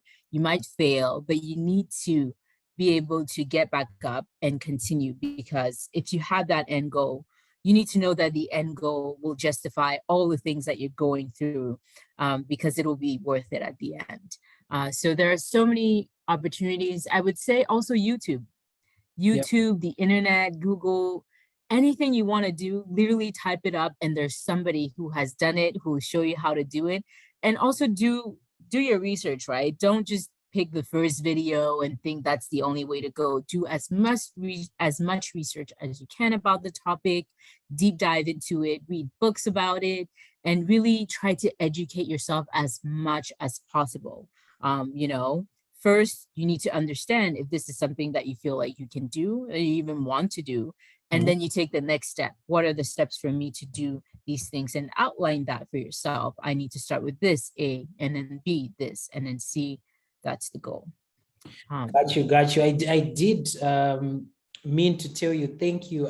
I saw your surname on one of our clients, so it should be someone you referred.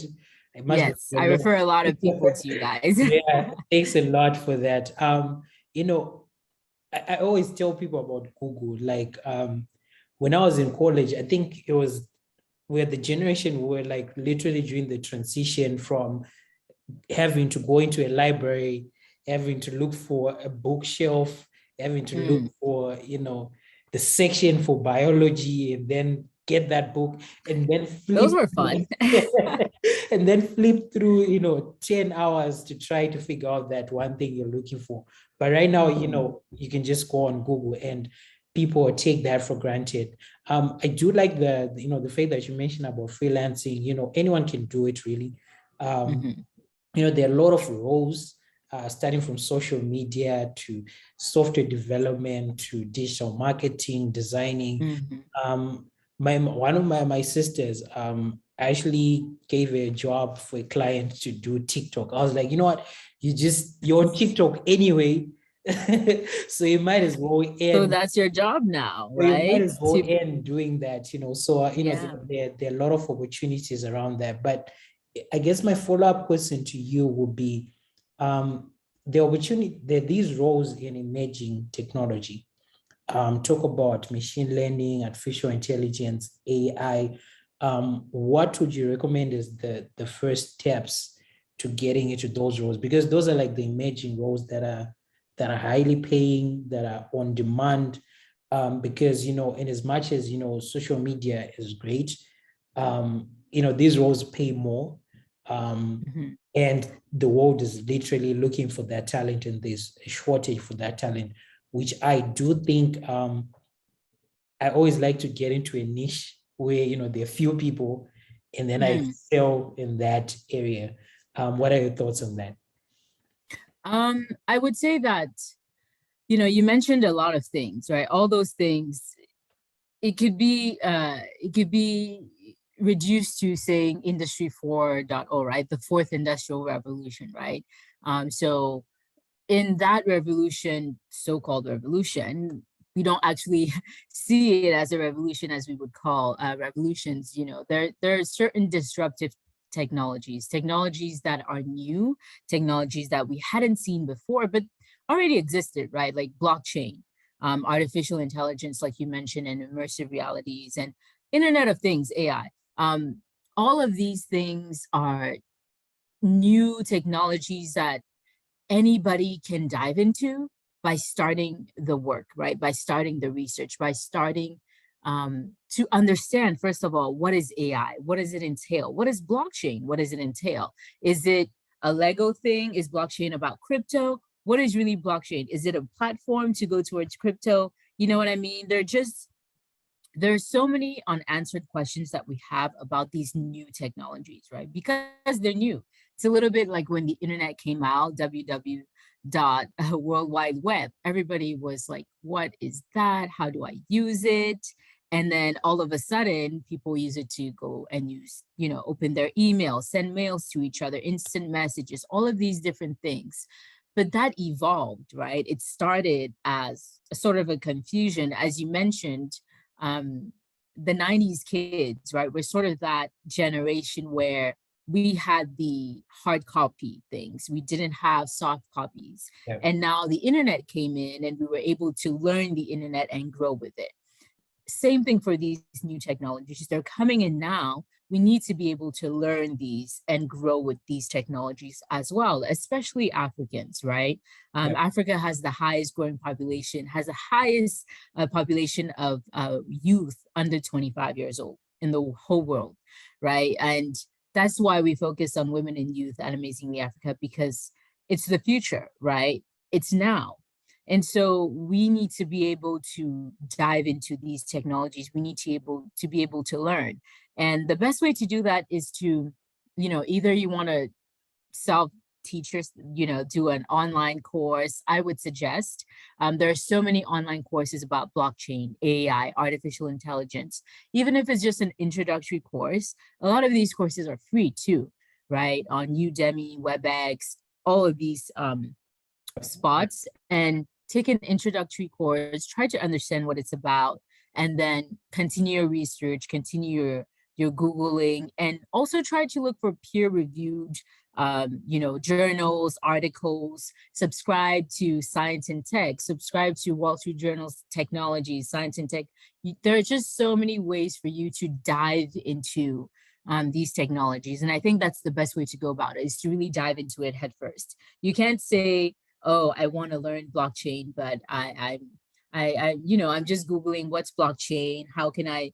No, there's no way that's going to work. You have to get into a course. You have to put your hands in there. You have to figure all of these things out, sometimes manually. But I would say the best way to go about it is to just jump in, right? It's scary right now because new things are scary. When we don't know things, there's a lot of fear, there's a lot of misunderstanding.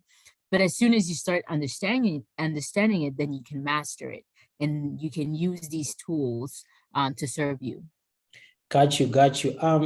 You know, as you were speaking, I was thinking around, you know, the Princess Warrior Initiative and, you know, the connection to mentors and the connection to being able to get help, because in as much as, you know, you can research, sometimes you need someone to point you to this direction, which is like basically what you're doing right now. So what is the role that you think mentors play, particularly in helping women entrepreneurs excel?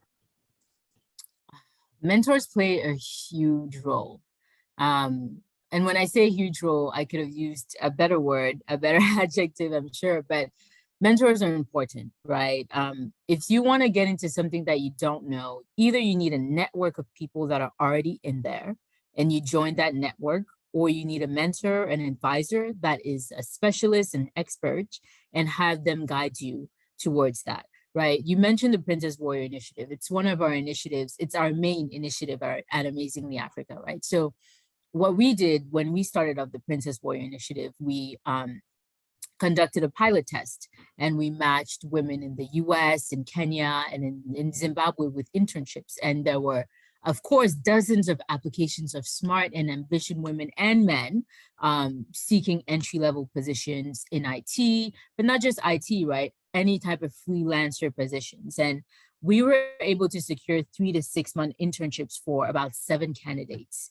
And these candidates, these internships not only created opportunities for these women and youth to be mentored, but they were also able to secure full-time jobs after those internships, whether they stayed in those companies or they moved on and they put that on their application and they were able to secure a new job in an IT field or in a different STEM field, right? So it's important. And the only way they were able to do that, it's because they were mentored, they were coached. Initially, we had to coach a lot of people on how to interview, best practices, what to say, how to even present yourself, how to talk with your hands, so many things that go unsaid when you just Google it. Some of these things you can only know by having a mentor, an advisor, or a network like Amazingly Africa. So, you know, it's important, it's valuable. When you start something new like that, especially in technology is always changing. New technologies are arriving every day. You have to learn something new. You have to learn a new tool, even at my job. So it's important to have that backbone, to have these people to rely on, to have this mentor, these mentors, advisors to rely on. So I would say that it's important. And a good place to find mentors is LinkedIn, and also attending conferences, right? When you attend conferences, you network. People don't like networking. People don't even like the word networking, but I enjoy conferences because I get to meet people. I get to make new friends. And you never know where these people are going to take you, right? You never know who you're going to talk to that's actually, you know, learning that who is an expert in the technology that you're interested or that you want to learn. So there are so many different places where you can go about starting to get a mentor and an advisor and a network. Got you. I do have a disturbing statistic with me here, which is funding venture capital for women globally stands at 2%. You know, for context, that means for each $100, women get $2. For each 100 cents, women get 2 cents, which to me, you know, does not make sense. Like, how does that happen? And you know, we need to do better as a people. But it does get me thinking. You know, our platform is Pan-African. Your platform is Pan-African as well. Are there some new ways that we can raise capital for our entrepreneurs? You know, traditionally we do know about, you know, things like roundtables, you know, raising money as, you know, as a group of people. This month they're giving it to this person, you know, and things like that. Are there any thoughts you have around that? You know, because we can talk about venture capital, yes, but that's not going to change for a long time. In terms of, we've seen some changes a bit, you know, in the past few years, but you know, it's really not that much yet. We hope we get there, but in the meantime, you know, talk about crowdfunding or any of these methods. What's around that? Yeah, I mean, that statistic is definitely disturbing, but you know, at the same time, I'm not surprised because, like I said, women and youth and also people with hue and color tend to be pushed to the background, right? Like we tend to be pushed to the sidelines and ignored. And some of these things are institutionalized and ingrained in laws and in policies in a way that you don't even understand why you don't even get this money, right? But women make up 50% of the population, if not a bit more, right? And if you stifle half of the population, you're stifling the whole population, you're stifling humanity as a whole. And so if we want to evolve together, we have to do it together. We can't cut off half of the population and expect us to be, Homo sapiens sapiens 2.0 when we can't even get it together with our female and male counterparts, right? So in terms of that, I would say that it's important to be creative in trying to find funding. It's important to find different ways than the status quo. We've had to ask for grants.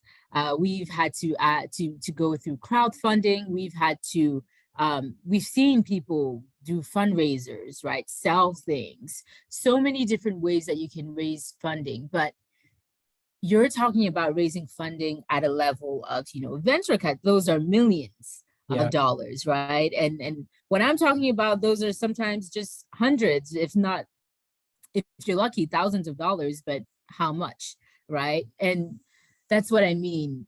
We have to start to be creative with these things. We have to find different tools, create platforms where you provide content and you provide useful things where people can, pay for these things and you can raise money that way. And I would say,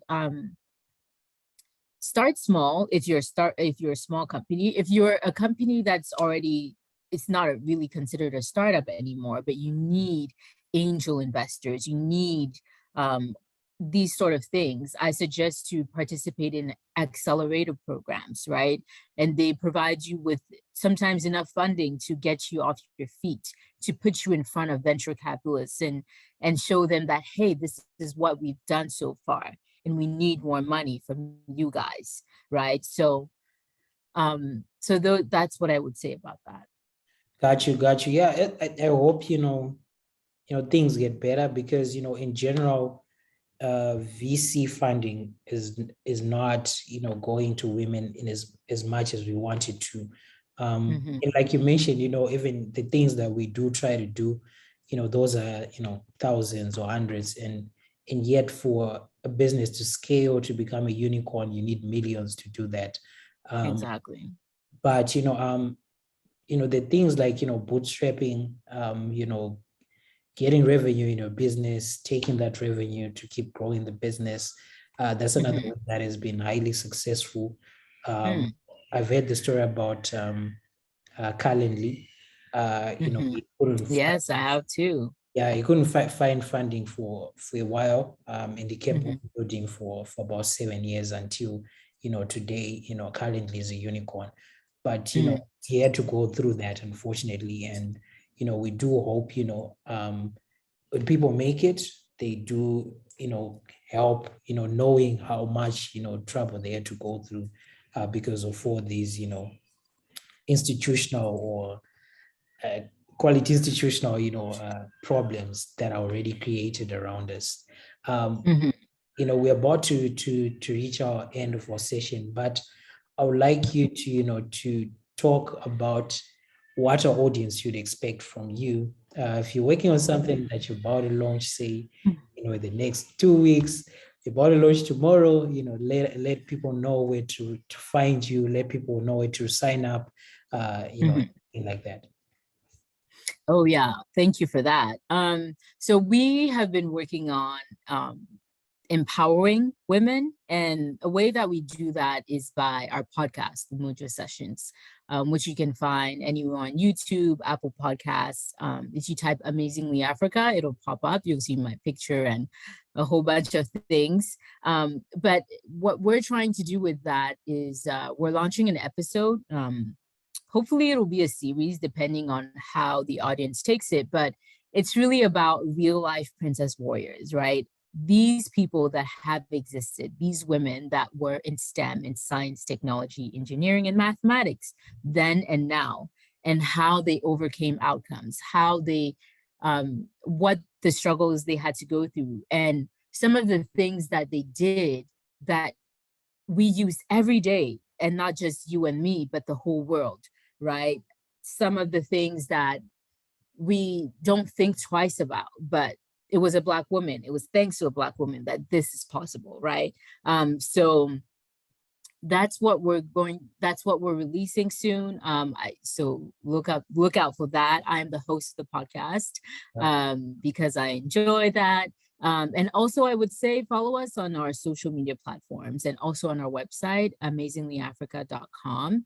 If you want to become a princess warrior, if you want to be, mentored, if you want to be able to find opportunities online, we have a sign-up sheet. And also if you are a mentor, if you are in STEM, in IT, and you feel like your expertise would be useful to some people, please sign up as well, because we need mentors. We need companies to match these fundamentally amazing, ambitious women and men too, right? So I would say look out for those two things. And in all social media platforms, you can find us at Amazingly Africa, Facebook, Twitter, Instagram, and all these other platforms. So, but thank you for this, Tongai. I feel like we need more of these conversations. We need more people to understand the need, and it's not just you and me, it's the whole world, right? As I said, we can't advance ourselves as a human race by stifling half of the population. So we need to empower these women. We need to give them access to real jobs, real skills, and use their real talent. Got you. Thank you so much, Linda, for coming through, and thank you so much for sharing all this knowledge. We do hope our audience got most of the stuff that we talked about. But I do appreciate your time, and I do hope to see you again next year. We want the summit to keep growing, and hopefully we can actually get you to fly in, and talk to people in person this side. That would be amazing, Tongai. Thank you so much. And I appreciate the opportunity. It's always a pleasure working with your freelancers. So head over to AfriBlocks for that. Thank you. Thank you. Bye. Bye.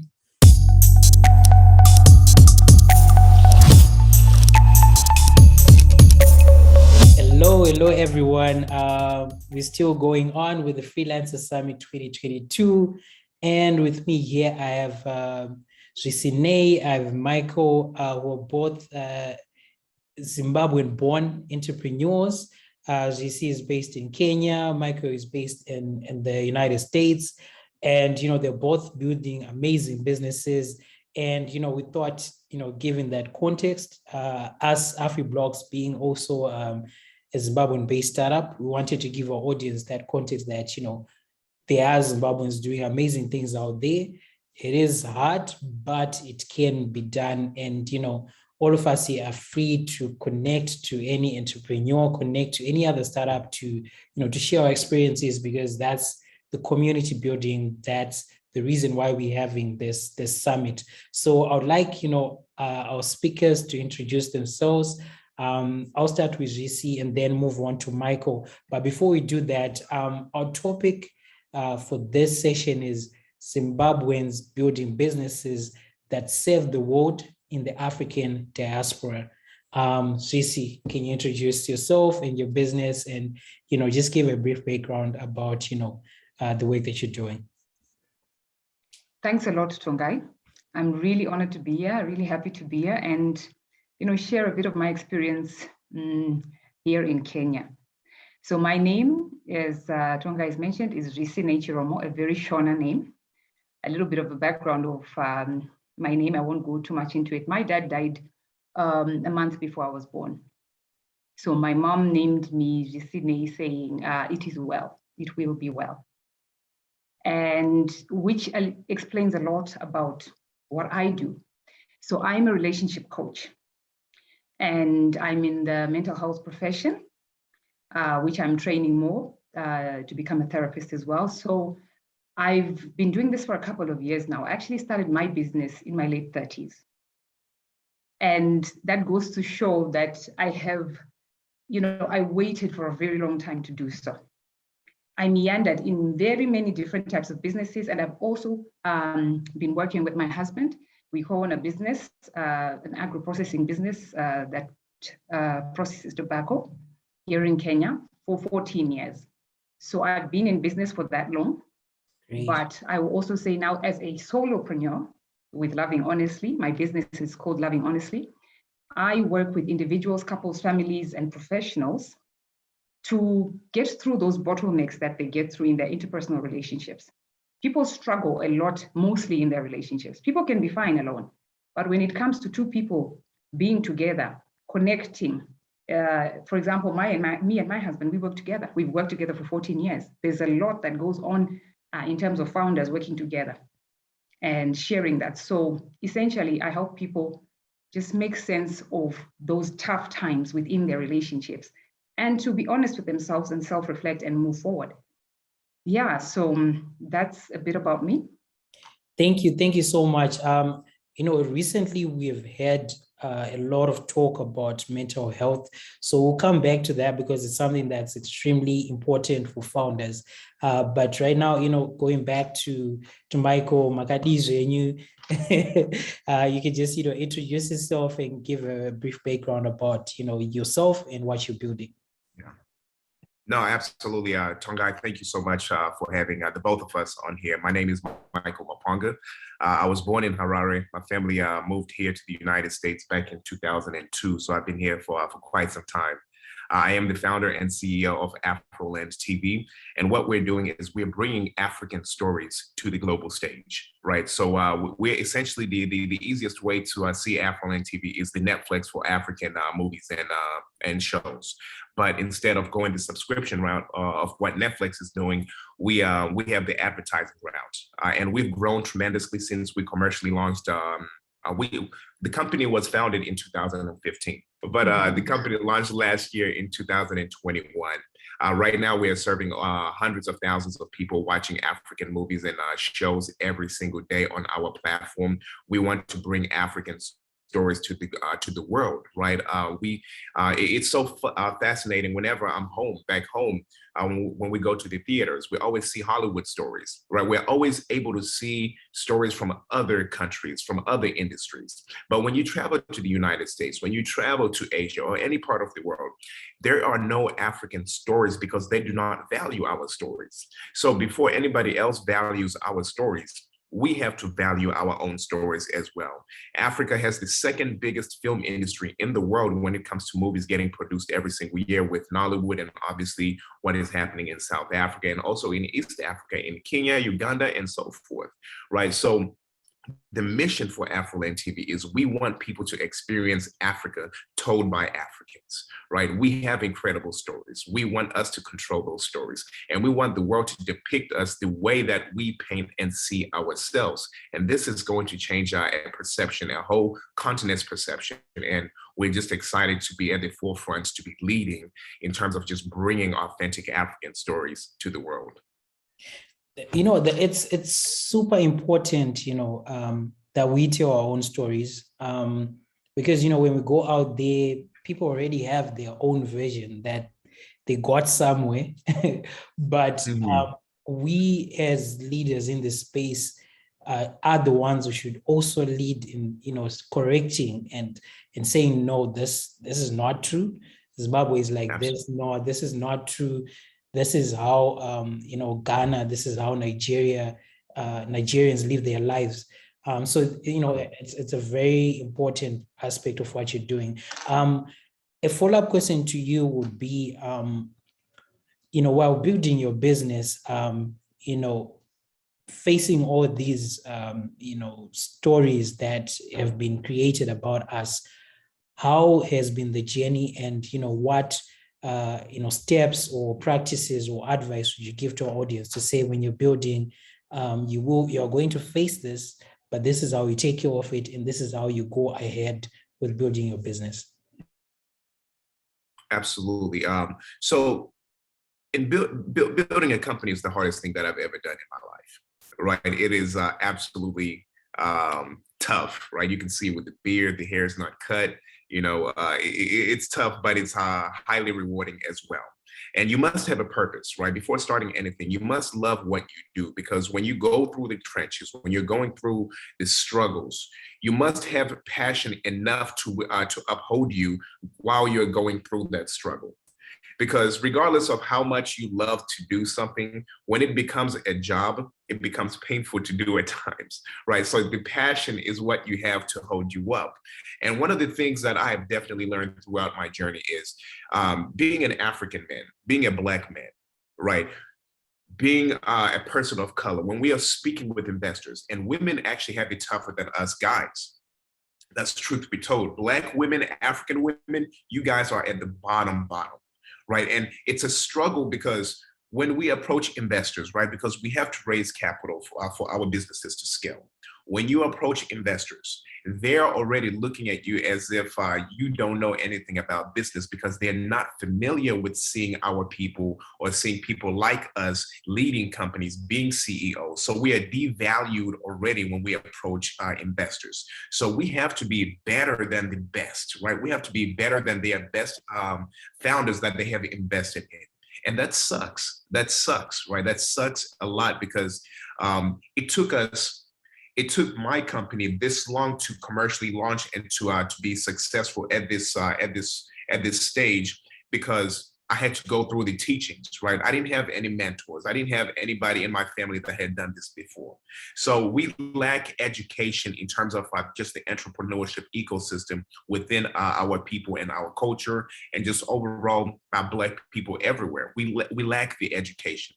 So that's why I believe in mentorship being one of the essential things that we need. That's why, as a Zimbabwean myself, I need to make time to be doing events like this, to be doing conferences like this, because then I become a mentor to somebody else wanting to accomplish it. It is hard, but with mentorship, it becomes much easier. So that'll be one of the biggest things that I would tell aspiring business owners or founders. Yeah, that's really true, because people always ask me, how you got to the stage we still have like a long way to go. But correct. My answer to them is never work hard. It's get help, because I have had help to get here. Going back to what we had mentioned with Risi around, building a business is hard. So how do you as a Black founder, manage that in that mental space? You're going to have a lot of no's. You're going to have a lot of, decisions not turn out the way that you want. You're going to have issues to deal with, funding for your business, getting customers, just working with your employees is going to be a lot. But how do you make sure you manage that and not make it, break you, but at the same time being able to still grow your business? All right. And firstly, I want to comment on something Michael said. And I think for women, for sure, there's a lot more besides pushback from investors, from financiers, from regulators, industry in general. There is a lot of personal underestimation as a woman. And as a Zimbabwean woman, what I can tell you is, for me, it took me a long time to get to the place where I believed I could do it without being behind my husband. So, but that it requires a certain mindset shift, I think. And for all the women, freelancers, entrepreneurs out there, at the end of the day, this is a journey. Like I said, I started my business not so long ago. I've had, yes, experience in business, but personally just taking the leap, I've now become accustomed to being underestimated. I love that, because when I then stand up to speak, when I then get in the room, I just bring myself. But it has taken me a long time to get there. And what has helped the most is that personal getting out of my own way, but mostly support system. And being able to harness other businesswomen and businessmen and being confident enough to be around people like that, because you cannot do it without shifting the way you think. And truth be told, I was a housewife for a couple of years and I enjoyed that life. But I know as an ambitious person, there's something that keeps knocking on you that tells you, go for it, go for it, go for it. And for me, that passion, that purpose, and that will is what will take you through the hard times. So to answer the mental health aspect of it all, there are different types of people and personalities. We are all born with a temperament, and certain people are more risk-taking. Certain people are mentally stronger by nature, are more positive-minded by nature. So those people tend to do much better when they are starting business and they are moving forward and they're working with other founders, especially when you're working as a team. Because, you know, there is that positive mindset. You tend to look at things, you know, as full or more than, what is it, the half glass full or the half glass empty. You know, yeah, exactly. And then there are others who are on the negative spectrum. Those people who are constant complainers. They have a talent, they have a gift, they have all that it takes to build a business. But at every bottleneck, they collapse and they don't know what to do. So depending on where you lie on that spectrum, some people need more help than others. There's certain people who can go through it without mentorship, without support. But what I say is, and as Michael said, you need someone to hold you up, a sponsor, a mentor. You also need support of your networks, but you need to look for people who believe in you too. Yeah. Then another thing is be comfortable with that personal growth aspect, which is either you get a coach or get therapy. I know it's really difficult. At least now with the younger people, they embrace therapy. But with people who come into this, I would say 40 and above, a lot of people are still skeptical about receiving and getting help.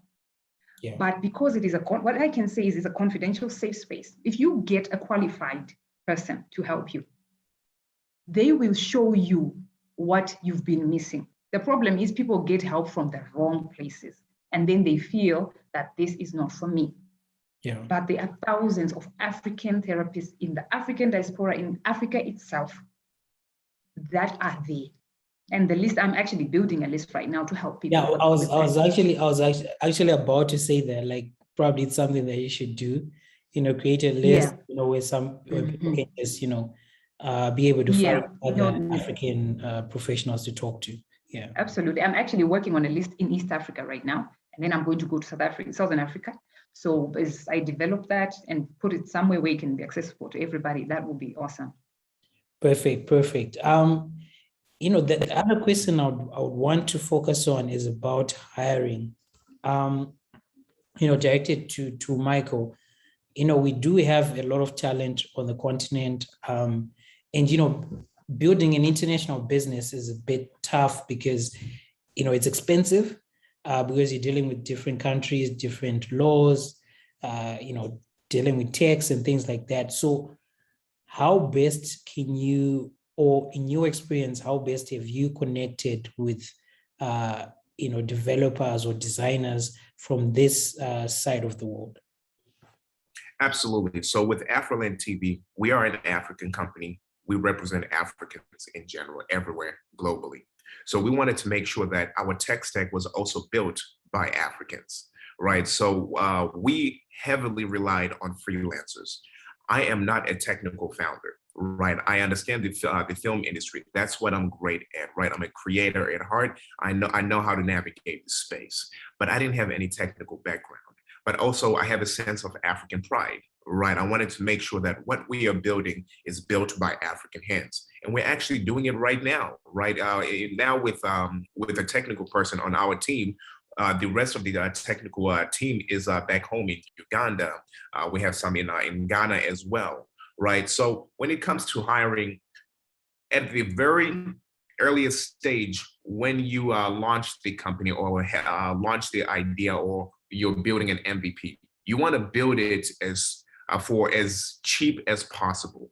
You don't want to just go in and spend a lot of money on an idea that has not been proven in the marketplace. So what we did was, okay, let's build a website. Maybe let's spend, you know, I spent, I believe, $2,000 at the time, right? Let's spend $2,000 and let's hire some freelancers right back home. I actually hired a freelancer in Zimbabwe, him and his team, to build the first version of Afroland TV back in 2017, 18. Right, and with this MVP, minimal viable product, right? Minimal meaning that it is the cheapest version of our product, but we have to get it out there, and that's why you see companies like Microsoft, Apple. They have version 1, version 2, version 3. There's a saying: if you are not embarrassed of your first version, you are launching the product way too late. You must launch it as soon as you have it up, regardless of how bad it is. Launch the product so it gets to market as fast as possible. That's when you get feedback from your consumers, from your users, from people in general. So it's very important that you understand where you are as a company. What stage? Do I need to build a minimal MVP, right? Do I still need to validate this service or this product in the marketplace? How best can I cheaply do it? Where can I find the best qualified freelancers on the continent, right? That's why we have AfriBlocks helping along with this now, making it much easier. Because do you understand how hard it was to find qualified developers back home to work with us, right? I had to reach out to a buddy who reached out to another buddy who reached out to another buddy. It was just a long train of introductions, right? So that's why I understand where you are as a company. Use platforms such as AfriBlocks to find the best talent, right? Make sure that whatever you are building, make it have some African pride. Give jobs to our people. Don't build a company and give jobs to somebody elsewhere. We need to grow our own people. We need to show our talent and skills, grow it at home. So that's what I suggest in terms of just hiring. Know where you are, and then once you know where you are, take the necessary steps into building the minimal viable product and so forth. Understood. I do know GC is working with Sharon. Shout out to Sharon, one of our freelancers, with his social media. Thank you so much for the support.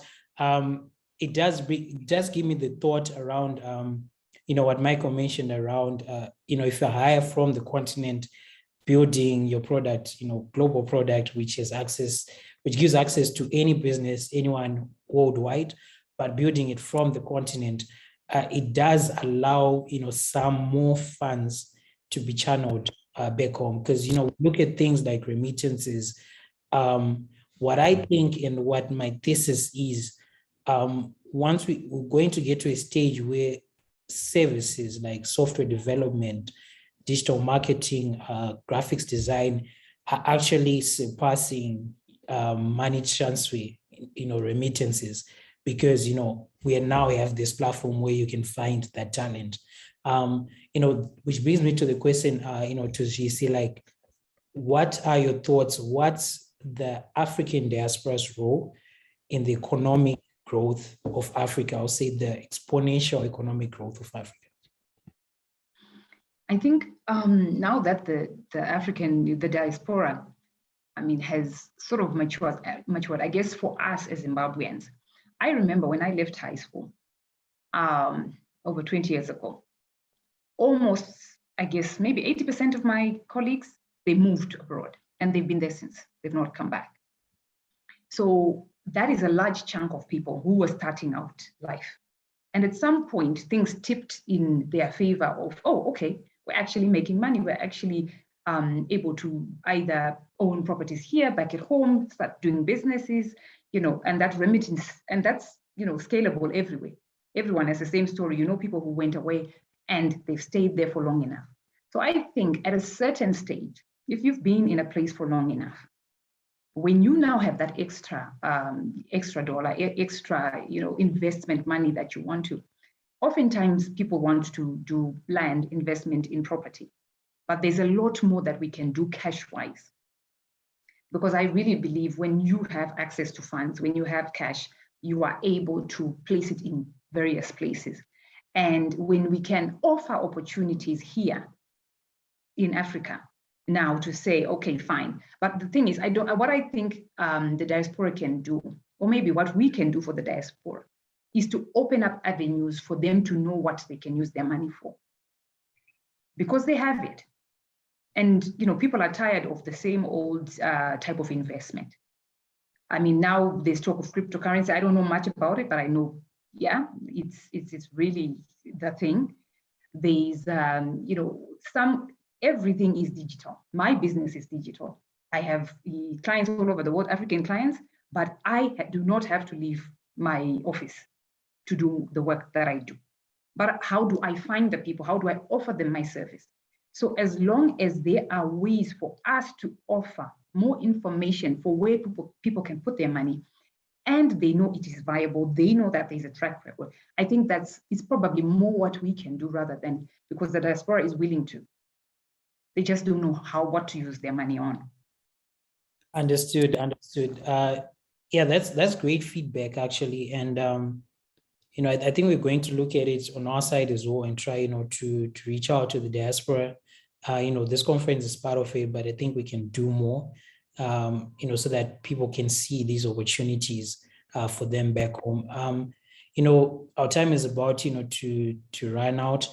So I'll give a chance to you, GC, and to Michael to just say to our audience, what should they expect from you, within the next, 2 weeks, next 3 months?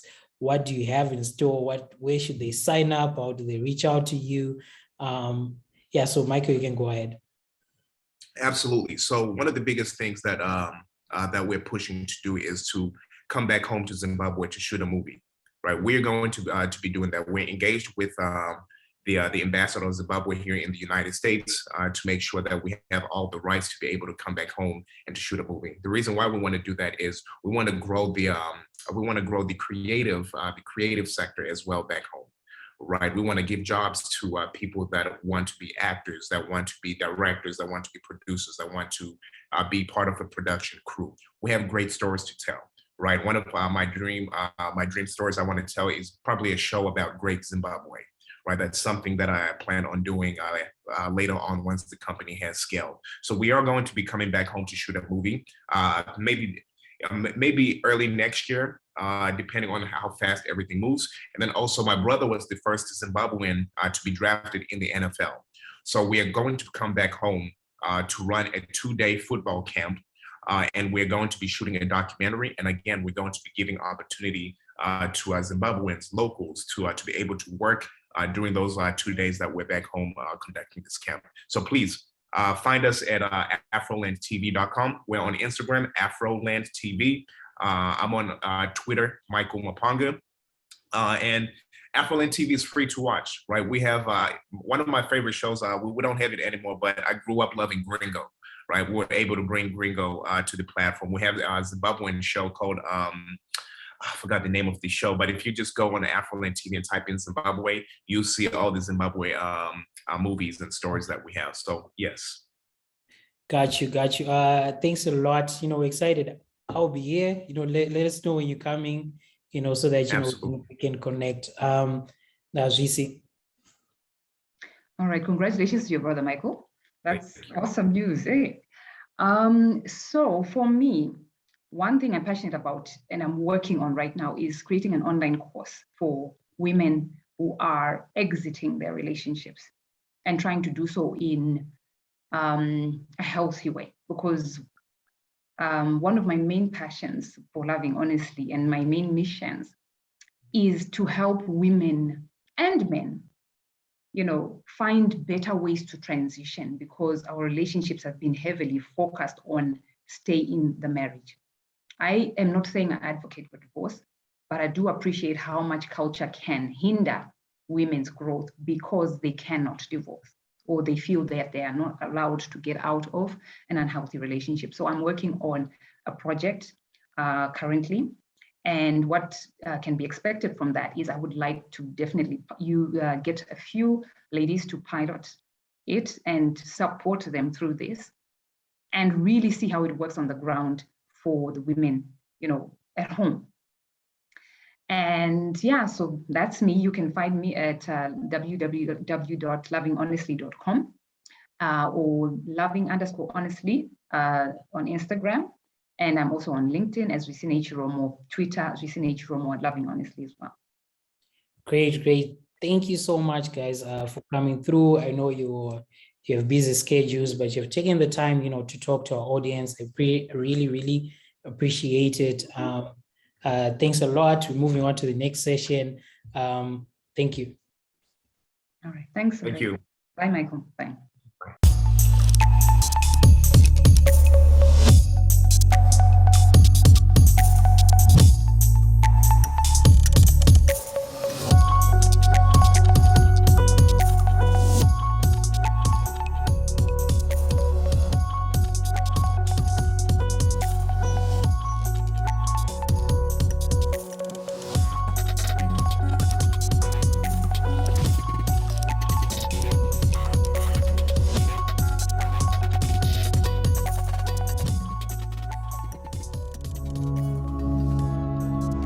In the 9th century AD, a new society was born in the southern region of Africa. A community of farmers, engineers, and artisans finally found suitable land for them to settle and create a new community. These professionals understood that while it was indeed a time to rejoice, it was also time to build. Build homes, build schools, and ultimately build what would become the center of global trade in Southern Africa, Great Zimbabwe. Remnants of Great Zimbabwe still stand today, most notably the motorless outer wall, commonly known as the Great Enclosure. How did they build such an enduring world wonder? By shaping and placing one block at a time. In the spirit of those ancestors and many others from across the continent, we're still building. Building better technologies, better infrastructure, and better businesses. One block at a time. We are developers, designers, and engineers. We are freelancers. We are AfriBlocks.